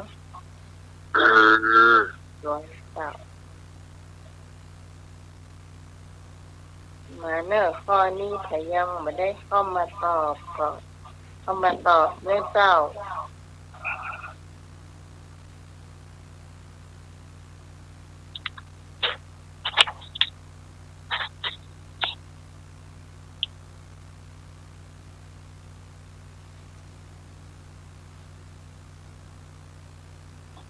มีเข็มก็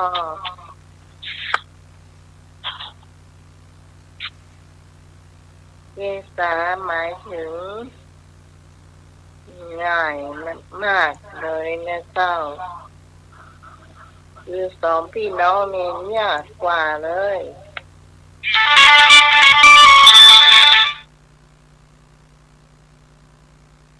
เจ้า ผมเจ้า ผม เกษา เจ้าแม่คุณ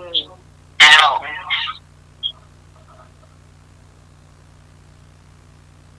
ผมเข้ามาได้เลยเจ้าที่เขาจะโพสต์วาง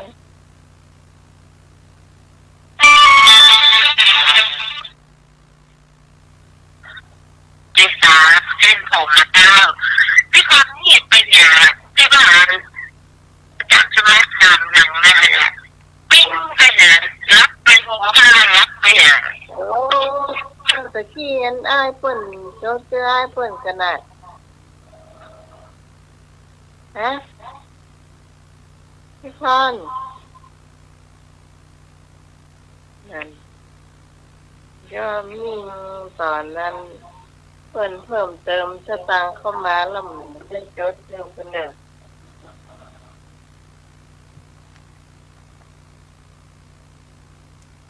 เมื่อว่าเขาวิ่งมาได้วันนั้นนะเขาแค่รับเนาะ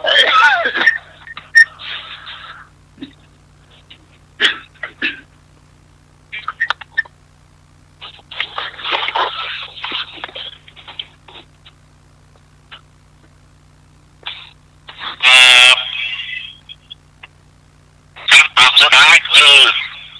เพลงว่นเหงาเนี่ยครับครับเป็นบรรยากาศ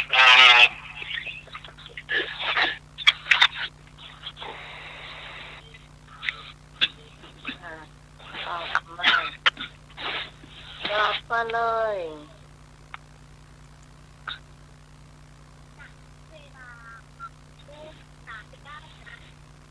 4:39แล้วเนอะ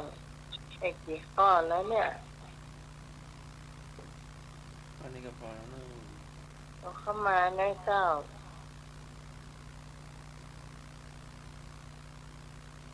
เราจะได้มันสักข้อเดียวในเจ้า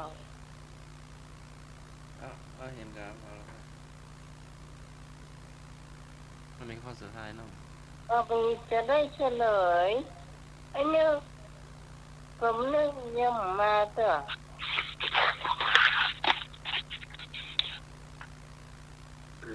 0654736389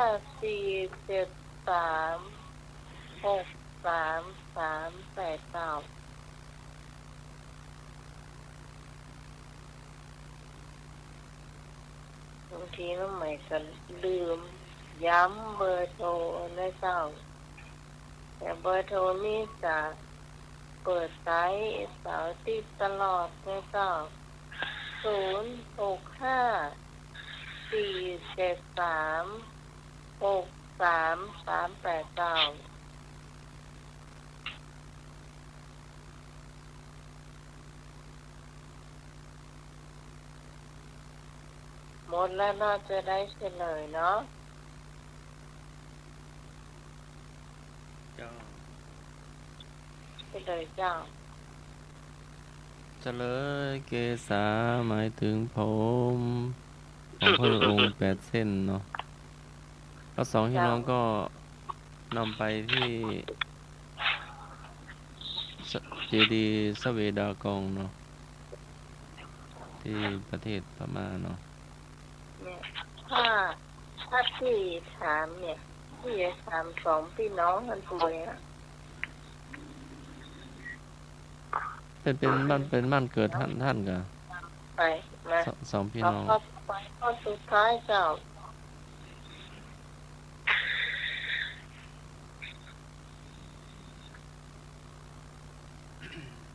ข้อสุดท้าย ข้อสุดท้ายเนี่ยเป็นผู้ฟังเดี๋ยวจะปล่อยให้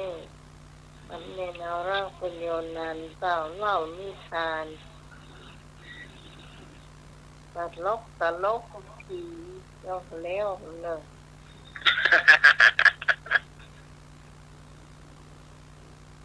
แฟนพันธุ์แท้กว่าผี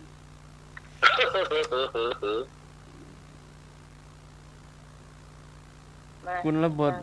ได้ยอมอดอาหารตายถ้าไม่ได้บวชในพุทธศาสนา งอ รัฐบาล คอ อานนท์ขออนุรุทธะ กอ นันทะ กุลบุตรใดยอมอดอาหารถ้าไม่ได้บวชในพระพุทธศาสนา กอ นันทะ ขออนุรุทธะ คอ อานนท์งอ รัฐบาล อันนี้ง่ายเนอะ เจ้าโทรเข้ามาได้เลยเจ้า ถ้าจะยกลองโทรเนอะ 547363388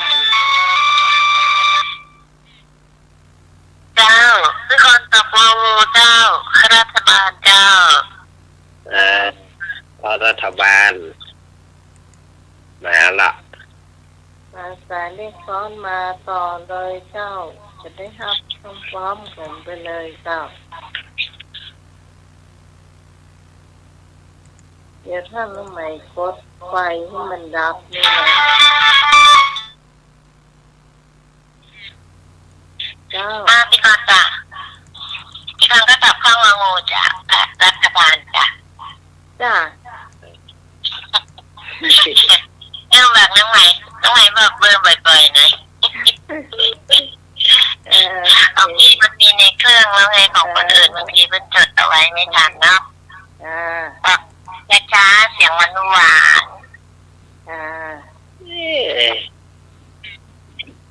เจ้า ฮัลโหล แม่เด้อ จ้า ไปเอาหน้ารัฐบาลน่ะคนอื่นเขาก็พูดนะ เจ้า รัฐบาลนั่นนะ เจ้า ฮัลโหลเจ้า โอ้ ฮัลโหล ฮัลโหล ว่าได้เลยออกอากาศแล้วเจ้า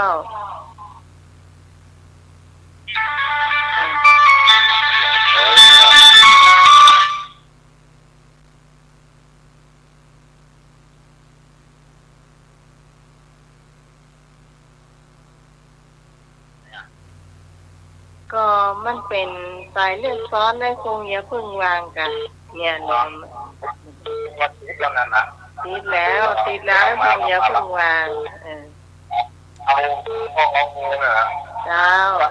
เป็นประกัน เจ้าสวัสดีเจ้าน มัสการครับ ว่ามาเลย คำตอบสุดท้ายคือพระรัฐบาลไทยครับครับนมัสการครับ มีใครเจอ มีทายตัวอีก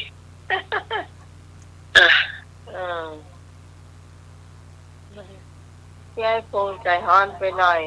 ว่าตัวเก่าเป็นสายเลือดซ้อนเจ้าเอาน้ำหมายห้าปุ๊บเนี่ยเสียงมันก็ต้องขึ้นแล้วเนาะ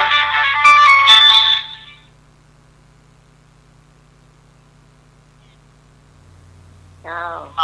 เจ้า เจ้าแม่ และสุดที่ข้ององูจ้า แม่สุกิดพ่องอ โอ้จ้านี่ไอ้หน่วยเลือกตะกะ งองู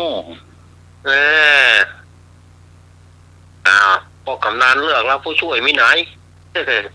ช่วยหาแซ่บวันนี้ ช่วยให้แซ่บว่า มีก็โทรเข้ามาเลย อะไรครับ นั่นน่ะ มาแล้วนี่นอนตานี้พวก จ้าไม่นอนกับอะไรมาคนนะจ้า ครับงองูเนาะ งูเนาะ เจ้าเพื่อนไม่นอนจะพักผ่อนพักดู นี่สมนี่เนาะ ครับไม่สมเนาะ ไม่สมถ้าไม่สมต้องมาอยู่บ้านสวน จ้าคือไปอยู่สวนตะวันแล้วมันยาวเกินไปมันเสียมันเสียมันตลอดเลยเจ้า ครับ นะเจ้าตอนนี้มาเนาะเจ้าสวัสดีเจ้า ครับผม เจ้า เอาใจนี่บอก ฮะ มันยับปีอ่ะ ฮะ เอาใจอันนี้บอกมือถือบอกไปยับปี ประหยัดกันวันคอลูกวันคอลูก ถ้างั้นที่มาแล้วต้องมีมานะถ้างั้นเริ่มต้นมากับวางผู้จัดการนะครับ นี่ ยับอันนั้นเนี่ยจะถึงเงินได้ไงครับผม ยับ ประหยัดดีเนาะได้เลยจ้ะไม่เป็นหยังโทรเข้ามาเบอร์นี้ก็ได้เจ้า จ้ะนี่เลย ไอ้คงไอ้การได้อยู่มีอยู่ก็ นี่ว่ามีเวลาเนอะ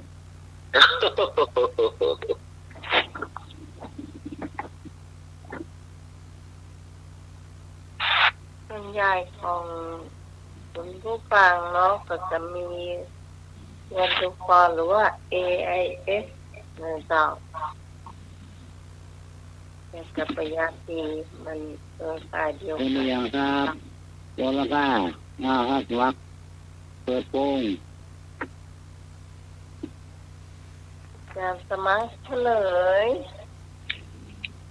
กุลบุตรยอมอดอาหารตายถ้าไม่ได้บวชในพระพุทธศาสนาคือพระรัฐบาลท่านบวชด้วยศรัทธาแรงกล้าเนาะ โอ้ แต่โยมบิดามารดาก็ยังไม่อนุญาตบวช ครับ แต่ก็เห็นลูกชายไม่ทานข้าวเนาะก็เลยไปบอกเพื่อนสนิทให้มาช่วยพูดเนาะ หรอนี่เนี่ยยอมศิลารอบของพระพุทธเจ้าแล้ว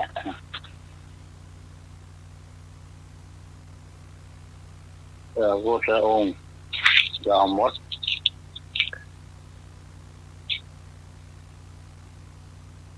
ต่อไปเป็นอาจารย์น้องรักเนอร์ ครับอ่านเนอร์นี่นะโอ้ ครับ เขาแล้วปิ้งก็ได้เขาตีโลกตีใจอันนี้มาอย่างนู้นเนอร์นี่นะ อาจารย์นรักจะเพิ่มเติมครับ ครับพระรัฐบาลนี้เปิ้นโอดเข้าภายใน7 วัน เมื่อบวชแล้วพ่อแม่ก็ยังอยากจะรู้สึก ก็ยังคงเอาไอ้อย่างไปหล่ออยู่ เอาเงินเอาทองไปหล่อแต่ว่าเปิ้นบ่เอาถึงขั้นว่าจะเอาอาหารอย่างดีเปิ้นก็บ่เอาขอเพียงขนมบูดที่เปิ้นจะเอาไปขว้าง คนใจจะเอาไปขว้างเปิ้นก็บอกว่าเอาใส่บาตรนี้เปิ้นก็เอาไปฉัน อันนี้ แล้วก็ภายหลังมาพ่อแม่เปิ้นก็นิมนต์มาเมื่อนิมนต์มาก็เอาเงินทองมาหล่อแต่เปิ้นบ่รับเปิ้นบ่รับเปิ้นว่าจะเอาไปแจกทานก็ได้เอาไปฝังดินก็ได้เอาไปที่ไหนก็ได้แต่ว่าจะเอามาหล่ออาตมานี่บ่มีทางเปิ้นบ่ซึกแล้วนี่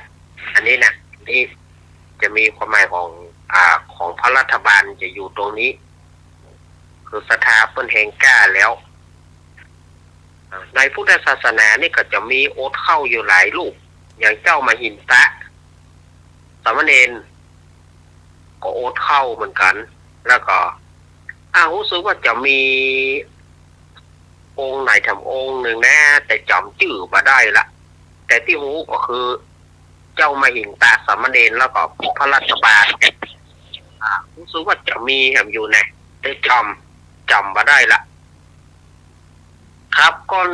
มาถึงนิทานเนาะสถาญาติโยมมาถึงนิทานวันนี้ก่อนที่จะมาถึงนิทานก็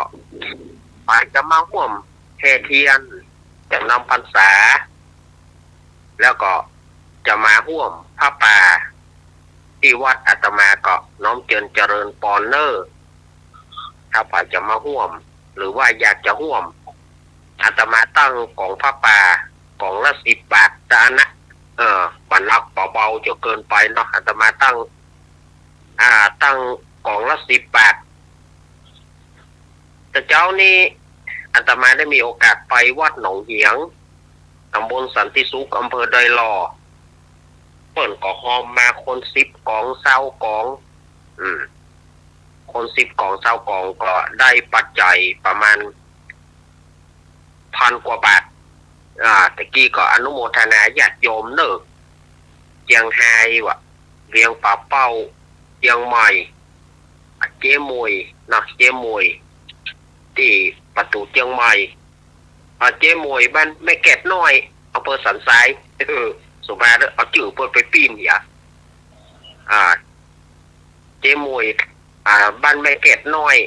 อำเภอสันทรายถ้าเปิ้นฟังอยู่ก็เปิ้นฟังก็ดีเปิ้นพอ YouTube ก็ดีเนาะอาตมาก็ประชาสัมพันธ์เรื่องละเนออนุโมทนาเนอะพี่สมพรรัตนังปาเมือกสันทรายแล้วก็หลายๆท่านที่เปิ้นร่วมพร้อมปัจจัยมาคนละ10 กอง20 กองได้ปัจจัยถึง1,000 กว่าบาทสาธุอนุโมทนาเนอถ้าไปจะร่วมก็โทรหาอาตมา0892140135หรือว่า0837611775แต่ว่าขอวงเล็บว่าหลังไมค์กันแล้วกันอาตมาก็ฮับหน้าไมค์เนาะมาถึงนิทานวันนี้เปิ้นว่าขอนิทานตลกหน่อยเนอะก็จะเอานิทานมันเป็นนิทานปลำปลาเนาะมันเป็นนิทานตลกโปกฮาจะว่ามันจะเป็นแต้หรือไม่บอกว่านะอันนี้เปิ้นเล่ามาเป็นกำเล่าจากคนเฒ่าคนแก่มาสู่ลูกสู่หลานอาตมาก็เอามาสืบเล่ากันไปสืบต่อภายภาคหน้าแถมเรื่องมันจะมีแต้หรือบ่แต้ก็บ่มีไผรับรองได้เปิ้นบอกว่าแต่ละภาษาเนี่ยเปิ้นว่านะชื่อเรื่องเปิ้นว่าแต่ละภาษาเดิมทีนั้นเปิ้นว่าคนเฮาเนี่ยสมัยก่อนๆมาจะเป็นภาษาเดียวกันหมดบ่เป็นฝรั่งอังกฤษบ่เป็นเจ็กบ่เป็นจีนบ่เป็นไทยกลางบ่เป็นไทยอีสานบ่เป็นหยังเป็นภาษาเดียวกันหมดคำว่าภาษาเดียวกันหมดจะใช้ภาษาหยังภาษากำเมืองเฮาอีกก็บ่ฮู้แน่เนาะฟังไปก่อนเปิ้นว่าคนเฮาสมัยนั้นใช้ภาษาเดียวกันหมดบ่มีภาษาต่างชาติหรือว่าภาษาต่างภาษาเหมือนปัจจุบันนี้ใช้วิถีชีวิตเหมือนเดียวกันการทำไร่ทำนาหาของป่าพ่องอันอย่างพ่องที่นี่ก็มีครั้งหนึ่งก็มีกลุ่มป้อใจไม่ยิงถ้าน่าจะประมาณเป็น100ปุ่นเนาะ น่าจะประมาณเป็น100ปุ่นก็ว่าจะขี้โคนบอกว่าเฮาก็มาจะฮู้เปิ้นได้ป้ากันไปเอี่ยวป่าเพื่อจะไปเสาะของป่าพักกูดพักแหนม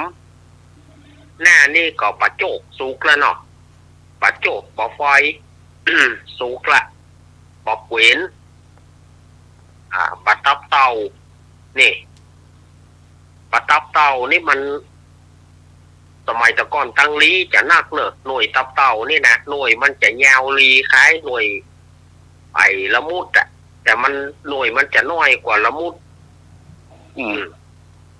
เปิ้นห้องหน่วยตับเต่าหน่วยมันจะน้อยเหลือละมุดแต่หน่วยมันยาวลีเหมือนกับละมุดนั่นนะซึ่งสมัยประเดี๋ยวนี่จะหากินแก่หากินเนี่ยหน่วยตับเต่านี่หน่วยขุมเป้งที่เปิ้นเอาใบมันแต่งไม้กวาดหน่วยขุมเป้งนี่หน่วยมันมนอ้อมล้อมแอมแหลมไปสมัยก่อนนี่มันจะมีเดือน9เดือน10นี่นะหน่วยต่างๆนี่มันจะมีหรอกทีนี้คนทั้งหลายก็ปากันไปห่อเข้าไปตัวหรอกในจำนวนนั้นเอาเต่าอังโลดดเอาเต่าเอาหลัวเอาอย่างเข้าไปพร้อมพุ่งเอาไปเสียงปุ่นตั้งใจจะไปลาบกิน หมูนี่ก็แต่ลาบกินนี่มันก็มีสมัยเดิมแล้วเนาะที่นี่ขณะที่ปลากันไปในป่าปรากฏว่าฝนมันตกว่าญาติโยม ฝนตกเขาก็ไปเสาะหาที่หลบจะหลบอยู่ใต้ต้นไม้ก็กลัวฟ้าผ่าหัวเขาก็ไปหันใส่โพรงถ้ำเขาไปหันใส่โพรงถ้ำโอ้เนี่ยถ้ำเนี่ยเขาเข้าไปอยู่กับนายนี่แต่ไปเจ้โพรงถ้ำมันเป็นหูดังเนี่ยว้าวสถานเยียดโยมเอ๋ยมันเป็นหูดังยักษ์เขาก็ป้ากันเข้าไปในหูดังยักษ์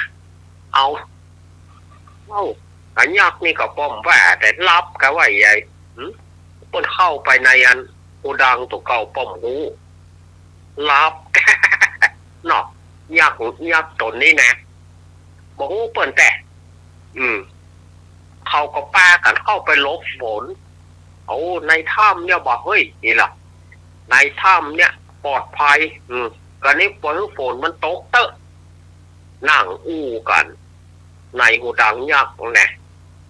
เขาก็แปลกใจหูอันในถ้ำนี่มันบ่เหมือนถ้ำที่เขาเคยเข้าแต่มันแปลกแน่นี่ล่ะแต่อวดดีมันกว้างมันนวลดี มันนวลดีหรอเข้าไปเรียบร้อยกับถึงเวลาเนาะน่าจะเป็นเวลาเขาใกล้อยากกินข้าวกันเรื่องมันอยากกินข้าวเมื่ออยากกินข้าวก็เอาไปลาบกินเนาะเอาเต่าอย่างไปแล้วหรอจักหลัวจักอย่างไปหมดแล้วหรอทีนี้ก็ดังไฟก็จะลาบกินเอาพริกมาแอนไฟสดายญาติโยมเอาพริกมายิงไฟหรือว่ามาแอนไฟมันแบบมีพริกสำเร็จหรอกถ้าจะสูตรลาบนี่ถ้าจะขึ้นลำเนี่ยมันต้องแอนพริกตัวแอนพริกแล้วก็ตำมันจะได้กลิ่นหอมกลิ่นมันจะหอมจะคืนนี่เด้อทีนี้เข้าผนกไปผนกมันผนกนึ่งเข้าก็นึ่งไปนายหูดังยากแน่นะยากเนี่ยประจามเนี่ยกำเนาะ ยากท้อยกำเนาะที่นี่ก็เรียบร้อยเขาก็ดังไฟหมอนึ่งเข้าก็นึ่งแถมหมูหนึ่งเกียมเขียงสำหรับจะลาบกินแล้วก็เอาพริกมาแอนเลยเอาพริกมาแอนไฟปากก็ว่าเอาแท้กับสดายญาติโยมอย่างที่อาตมาว่าตะกี้นั่นนะเอาพริกไปแอนมันเป็นในหูดังยักษ์อย่าเนาะเดี๋ยวยักษ์มันก็แกนพริกมันก็จามกำนักก็งูนักก็โตกันคนตีคนต่างปิวกันคนตีคนต่างหัวกระแทกหันนี่กำนั่นถามบางคนก็อู้ภาษาเจ๊กภาษาจีนบางคนก็อู้ภาษาฝรั่งเนาะเป็นคนละภาษาแล้วหรอพอหัวมันกระทบกระเทือนเนาะมันอย่าปิวไปขี้ริ้วขี้ติ๋วบอกว่าขณะไทยก็ยังแยกกันไทยก็ยังเป็นไทยใต้เป็นไทยกลางไทยตะวันออกไทยอีสานไทยเหนือดกมันแตกกันไปก็ไปกันคนที่คนต่างแต่ส่วนที่จำสูตรลาบได้ก็คือมีหมู่คนเหนือกับคนอีสานที่บ่ลืมตำราลาบมาจนถึงปัจจุบันนี้นี่นะมาบ่ลืมตำราลาบสูตรลาบกินตั้งแต่สมัยเบาสืบกันมาคนเหนือเขานี่กับทางอีสานเปิ้นกับสูตรลาบแล้วก็กินลาบกันมาจนถึงปัจจุบันนี้อันนี้ความจำที่เปิ้นได้ครั้งก่อนมาความจำเปิ้นเหลืออยู่นอกนั้นจำมาได้ละ หาแหนมไม่เคยกิน หาแหนมไม่เคยกินเนี่ยไปทางใต้ก็ไม่พลื้อ ว่าเคยกิน เรื่องนี้มันจะแต้บะแต้เบาเนอะเปิ้นเล่ามาอาตมาก็เล่าไปแล้วเนอะไปเอ็นที่ไหนเอ็นไปเอ็นหูดังยากกันเนาะมันมียากแจมปิวคนที่คนตาย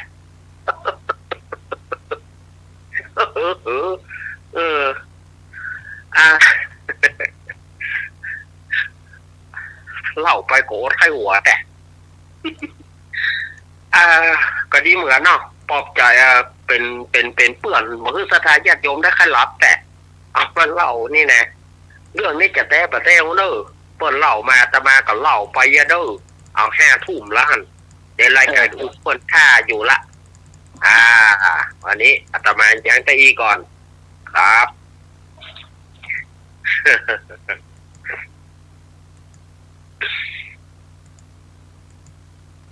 ลุงลุยป้าไดครับ แม่ครัว แม่ครัวเนาะ ครับแม่ครัวรับแล้วก็แม่พรเนาะมาปิ้งพริกปิ้งหอมแล้วนะพริกเราระวังเนอะ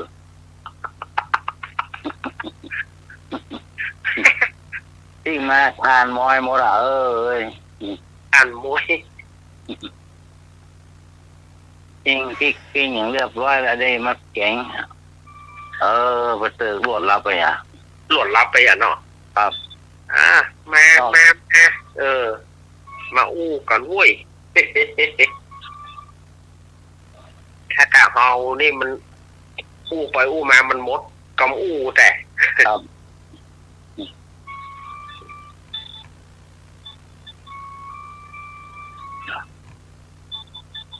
ม่วนนะอันนี้ก็ม่วนนิทานก็ม่วนเป็นมันแท้ฟังนิทานแล้วม่วนว่ะ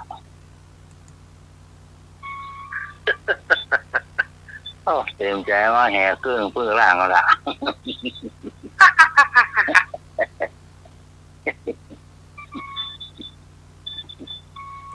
ไอ้2 ตัวมันกลัวผี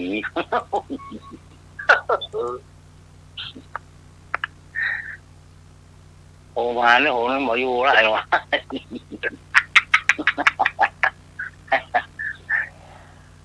น้อยคำลูกเขาล่วงก่อนเปิด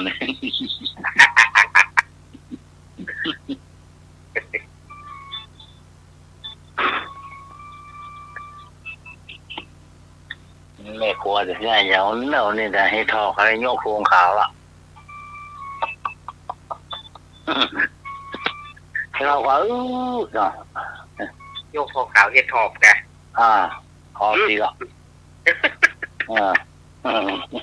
ใช่แล้วบอกโดนยายถ้าฝนตกมามันจะมีสำรอด1 กระโบมีอยู่ถ้าฝนตกเนี่ยแม่ขอตื้นหรอขอตื้นนะมันจะไม่ฮะนี่ก็จะนุ่มอยู่ไม่ฮะมีฮะไม่อันนี้พวกต้องเอาเดี๋ยวพยากรณ์อากาศก่อนนะบ้านหันออกละลำอันนี้เขาเบาอย่างที่อย่างดักปิ้ง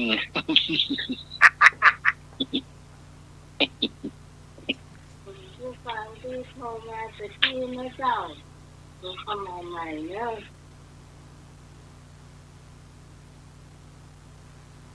มีอย่างแถมวันนี้และกับข้าวเนาะครับกูมาเลยค่ะกูคนมาละหอมบัวหอมเตรียมครับ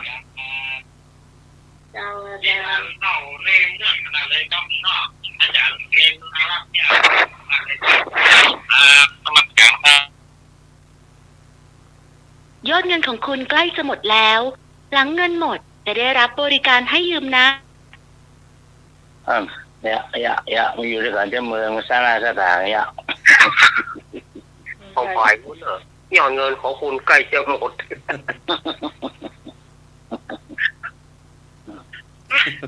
กรุณาไปจัดเจ้าอย่ายอดเงินของคุณใกล้จะหมด อย่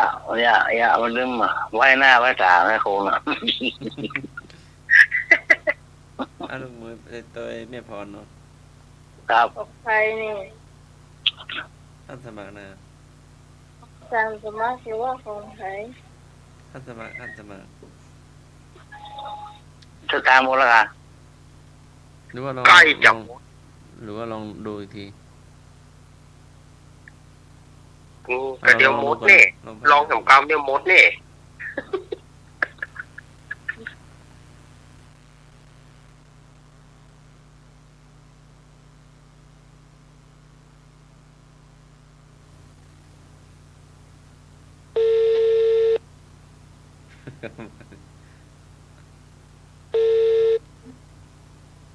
เจ้าก็ได้เจ้า เจ้าแม่ ครับผมตื่นไหนตื่นห้ากันเนาะ ค่ะไม่บุญไม่ได้เจ้า ไม่บุญมันว่าปิ้งหอมปิ้งพริกปิ้งแล้วอาหารปิ้งวันนี้คือมันปิ้งแม่หมีเนาะรัวเลยหมดพวกเรา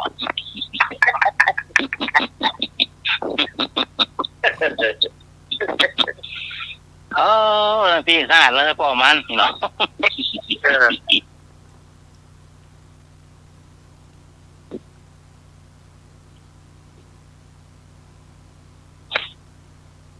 แกงครับปลาเศร้านี่ วันนี้จะห่อหมกเห็ดหอบเจ้า โอ้กูแล้วเดียวเนี่ยอาจารย์น้องรักกูแล้วเดียวแล้วเขาได้เย่เยอะ โอ้เฮ็ดทอพี่แตงมันแก่เหรอ ก็ อ๋อ ได้เนาะ เจ้าได้ภูเขา อาจารย์เล่าว่าที่เราให้นุ่มอยู่อ่ะนุ่มแจ๊ดอ่ะ ถ้าฝนตกมาถ้าฝนตกมันอาจจะมีรอดใหม่เข้ามา ก็ ที่ วันนั้นจะซื้อ140เดี๋ยวนี้มันขึ้นมา160ค่ะมาแต่ว่าจ้า โอ้ เอ็นไม่แต่งอ่อนอยู่เลย ครับ ถ้าฮอร์โมนคนนึงเนี่ยนะ โอ้หมอโอ้ใส่ไข่หน่อยนะล่ะ ฮอร์โมนค่ะใส่ไข่ใส่กะทิใส่พริกแกงอย่างเงี้ย ใบประจาเสือน้องพุ่นนักนะพ่อเนาะ จ้าแล้วใส่หมูแล้วก่อนได้บุญเนาะเดี๋ยวแม่บุญจะเติมมานะเจ้าเพื่อมสิเป็นการเสียเวลาเนาะ ครับ ทอนฮอร์โมนเฮ็ดหอบเจ้า เลยโอ้นั่ง เจ้าเครื่องปรุงนะพี่แกงก็มีตะไคร้สัก2 หัวนะค่ะนิดหน่อยนะสาสักแว่นก็ได้เจ้าขมิ้นเตยอันผิวกรูดนะสักหน่อยหนึ่งผิวกรูดแล้วเม็ดผักชีแล้วก็อย่างก็ยี่ดาอย่างสักหน่อยนะเม็ดอย่างก็ยี่ปีสองดอกเนาะ ครับ เม็ดผักชีสักหน่อยหนึ่งช้อนชานะเจ้า ครับ แล้วก็หอมแดงครับแกะเปลือกออกเนาะล้างสะอาดสัก4-5 หัวนะเจ้ากระเทียมเลยจ้ะกระเทียมแล้วก็พริกเอาตึงเม็ดใหญ่เม็ดน้อยผสมกันนะทับกะพอมันจะยิ่งเผ็ดล้ำเนาะแล้วก็กะแล้วก็มาตำด้วยกันหมดนั่นน่ะทำรวมกันที่ละเอียดเดี๋ยวเพื่อนมาได้3เพื่อนมาปั่นเนาะอันรวมกันเจ้าปั่นนี่มันละเอียดเนาะ ครับ ปั่นละเอียดแล้วก็เมื่อมันละเอียดแล้วเราก็ใส่กะปิ1 ช้อนน่ะจะใส่ลงไปผสมผสานกันนั่นนะแล้วเราก็เอาพริกเทใส่ถ้วยไว้เตรียมละไว้กันก่อนเนาะเตรียมเครื่องปรุงจะส่วนผสมล้างเฮ็ดหอมเพื่อสะอาดนะเจ้าล้างให้มันหมดไก่หมดดินหมดอย่างหมดแต่น้ำจนใสนะเอาล้างเอาจนบะหมี่ใส่อย่างสักอย่างล้างแล้วเสด็จน้ำเนาะเอามาใส่อันอย่างก็คือมันเสด็จน้ำตะแกงเนาะเจ้า ครับ ใส่ กระเทียมครับ น้ำแล้วมันนี่ละเราก็ซอยหั่นซอยเลยพระเจ้าลูกตึง ถ้าเห็ดถอบดอกหนึ่งอะนะแล้วก็ซอยเป็น3เป็น4พวกน่ะจ้ะ ครับ ไข่ถ้วยไว้เนาะ ครับ จ้ะแล้วก็มีหมูโบ๊ทมี มันอย่างน้อยมันจะเหลือก็ประมาณ จ้ะมีกะเดี๋ยวเขาชวนผสมกันเนาะมีเอาพริกเนาะเอาพริกมาสัก2 ช้อนโต๊ะ3 ช้อนโต๊ะเนาะกาพอจะมาถึงเพิ่นเพชรล้ำนะเจ้าแล้วกะทิใส่1 กล่องเล็กไปก่อนนะเจ้า1 กล่องเล็ก ก็ใช่เลยจ้ะ น้ำมันเลยจ้ะผสมกับน้ำพริกผสมกันแล้วตีไข่สัก3 ฟองนะเจ้าผสมลงไปนะเจ้าคนให้เข้ากันเอาหมูบดสัก1 ขีดนะเจ้าผสมลงไปจ้ะคนให้เข้ากันแล้วนะเจ้า จะสมัครกันโทรมาเบอร์0654736338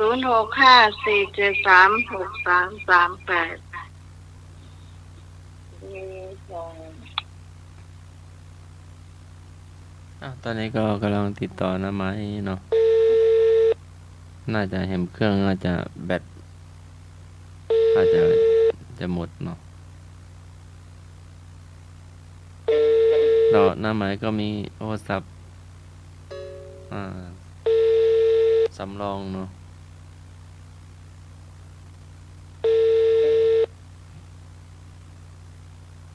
รับตัวนึงเนาะตอนนี้ก็เป็นช่วงทำกับข้าวเนาะกับข้าวเมือง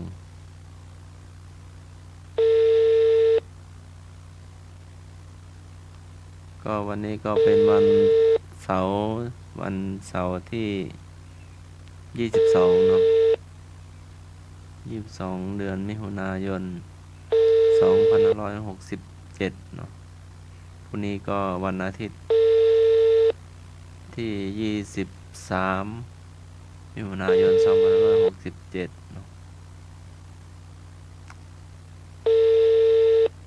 ก็งานทางพุทธศาสนาก็มาเรื่อยๆเนาะแต่ละวัดละวาก็มีงานเนาะก็บางทีก็พบปะครูบาอาจารย์ก็ดีก็ฝาก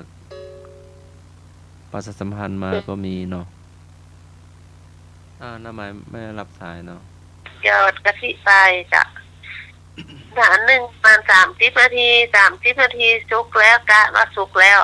แล้วก็ปิดไฟแล้วก็ไล่จะกินก็ให้เอามาเรียงกันที่จานนั่นน่ะ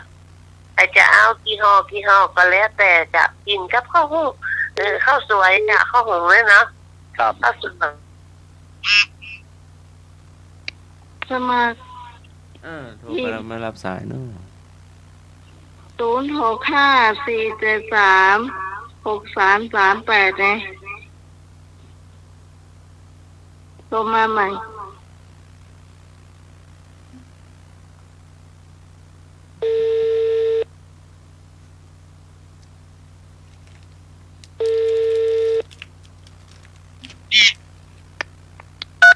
นานเลยลุงหนุ่ย ครับไม่ละนอน ใช่ ยัง นอน จอน กดได้ จอนได้ยินยัง ได้ยินจ้ะ โอเค ตอนสวัสดีจ้าจ้า เจอหน้าพวกเนอะ จ้ะ ไอ้พวกจะมาเข้าเหิมคนก็ได้เนอะ0654736338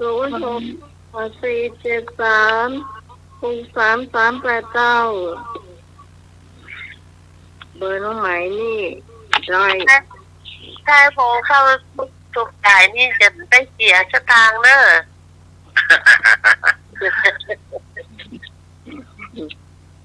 มันเป็น อ๋อมกไว้ข้าวก็จบไปละน้ำลายไหลละ ร้อย อย่าไปอุ่นข้าวก่อนเนอะไอ้หน่อย ครับ พอดีพี่กรณ์ได้กินข้าวเย็นเดี๋ยวไปกินกันห่อนึ่งเห็ดหอบน้องพรดีกว่า โอ้ กันเด้อ ครับ จัดนักอยู่ไปก่อน หลายหกเลยหลายก้อนอยู่ ไม่รู้ใครอัน ได้ยินคนไทยรู้กันโทรกันมาดึก ครับ อะไรมา พอมกหลงทางเลยพี่พรนะ มกลงทางโอ้ละลื่นลงนะลื่นลงมันจะโทรเข้ามาเด้ ห้องได้ยินกระเจ้าน มัสการครับนี่สอนพ่อมกกันเฮ็ดหอบนะโอ้ลำขนาดเนาะแต่คนหนึ่งร้อนๆหนาเนาะโอ้เหมาะกับแคบหมูก็ได้ครับเนาะโอ้เหมาะขนาดเลยครับนมัสการ ก็น่าแฟนแท้พึ่งวาง ที่เนี่ยผมบอกโอ้เล่นแค่หมูแกมด้วยอ่ะโอ้ข้าท่าเลยเนาะเอาแค่หมูกับเตยมาก่อแกนนะจ๊ะไม่ธรรมดาล่ะล็อกโอ้ไม่บุญแม่เรานี่ลาป่วยอ่ะว่าจะการเซฟรับไปเห็นละไม่ได้รับเนาะโอ้ถ้ามันได้รับมันได้นอนเย็นและห่มผ้าเนี่ยมันไปนิ่งๆอ่ะจอนเจ้าไอ้ผมว่ามันต้องชูสายว่าไม่กลัวคนไทยรู้อีน่ากลัวยองรู้ก่ะยองบรรลุยองมีหลายคนและคนไทยมีคนเดียวบรรลุคนไทยก้าไอ้บงคุณลองภาพไปจะคือบอกว่ามันต้องชูสายหัวพี่กรยังมาล้านเตื้อหรอกไม่ได้ใจน้อยผมขาวก็ได้ผมเราเป็นผู้ฟังอยากอู้ตัวเสียงชัดเจนเนอะจ้า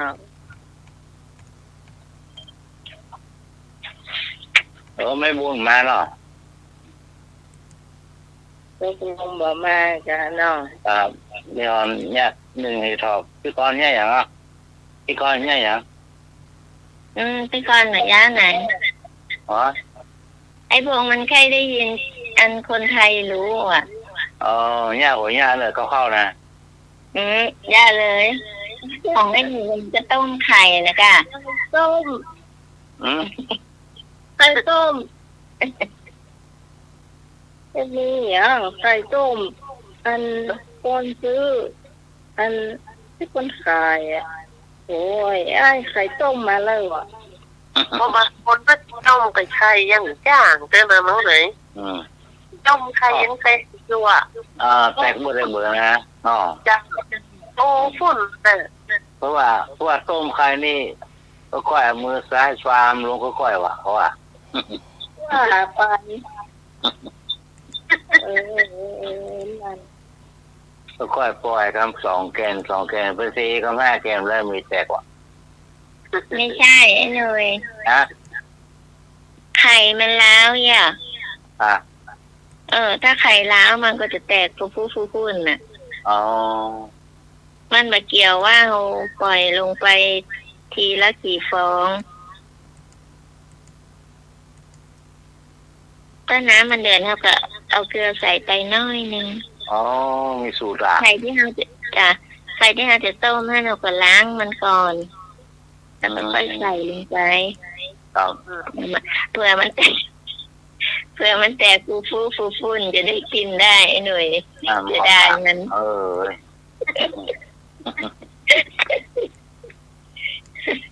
ต้มไข่อย่ามาจ้างไอ้สว่างกินอย่างไอ้หน่วยเอ้ยอ่ะ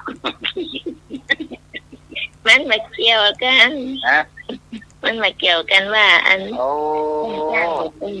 ไข่มันล้าวอยู่แล้วเนี่ยไอ้2 แกงว่าแตกหมดไอ้สว่างกินอย่างไอ้หน่วยเนาะ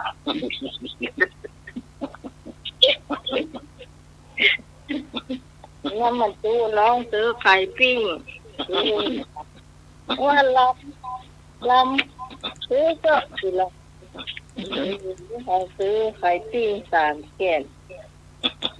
กินเสื้อให้แกนเดียว2 แกนแล้วกูเอากว่าให้ก่อไปก็กินได้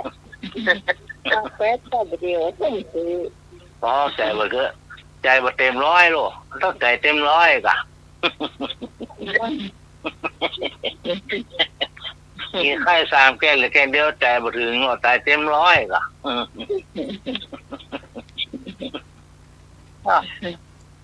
กินไข่ต้มไข่ทรงเครื่องบ่ต้องวินหน้ามันต้องเหนือพวกยิ้มแย้มแจ่มใสกะนี่โอ้นี่แน่หมด ครับผมครับก่อน มาแล้วไอ้พงษ์เจ้า มาแล้วไอ้พงต้มไข่ไปแล้วพ่อง ต้องใส่แกกอ่ะก่อนเมนูย่างอย่างเรานี่ได้หรอข้าวจีเอาดีก่อน ข้าวห่าล่ะ แม่ไม่เกินแบบนี้พงษ์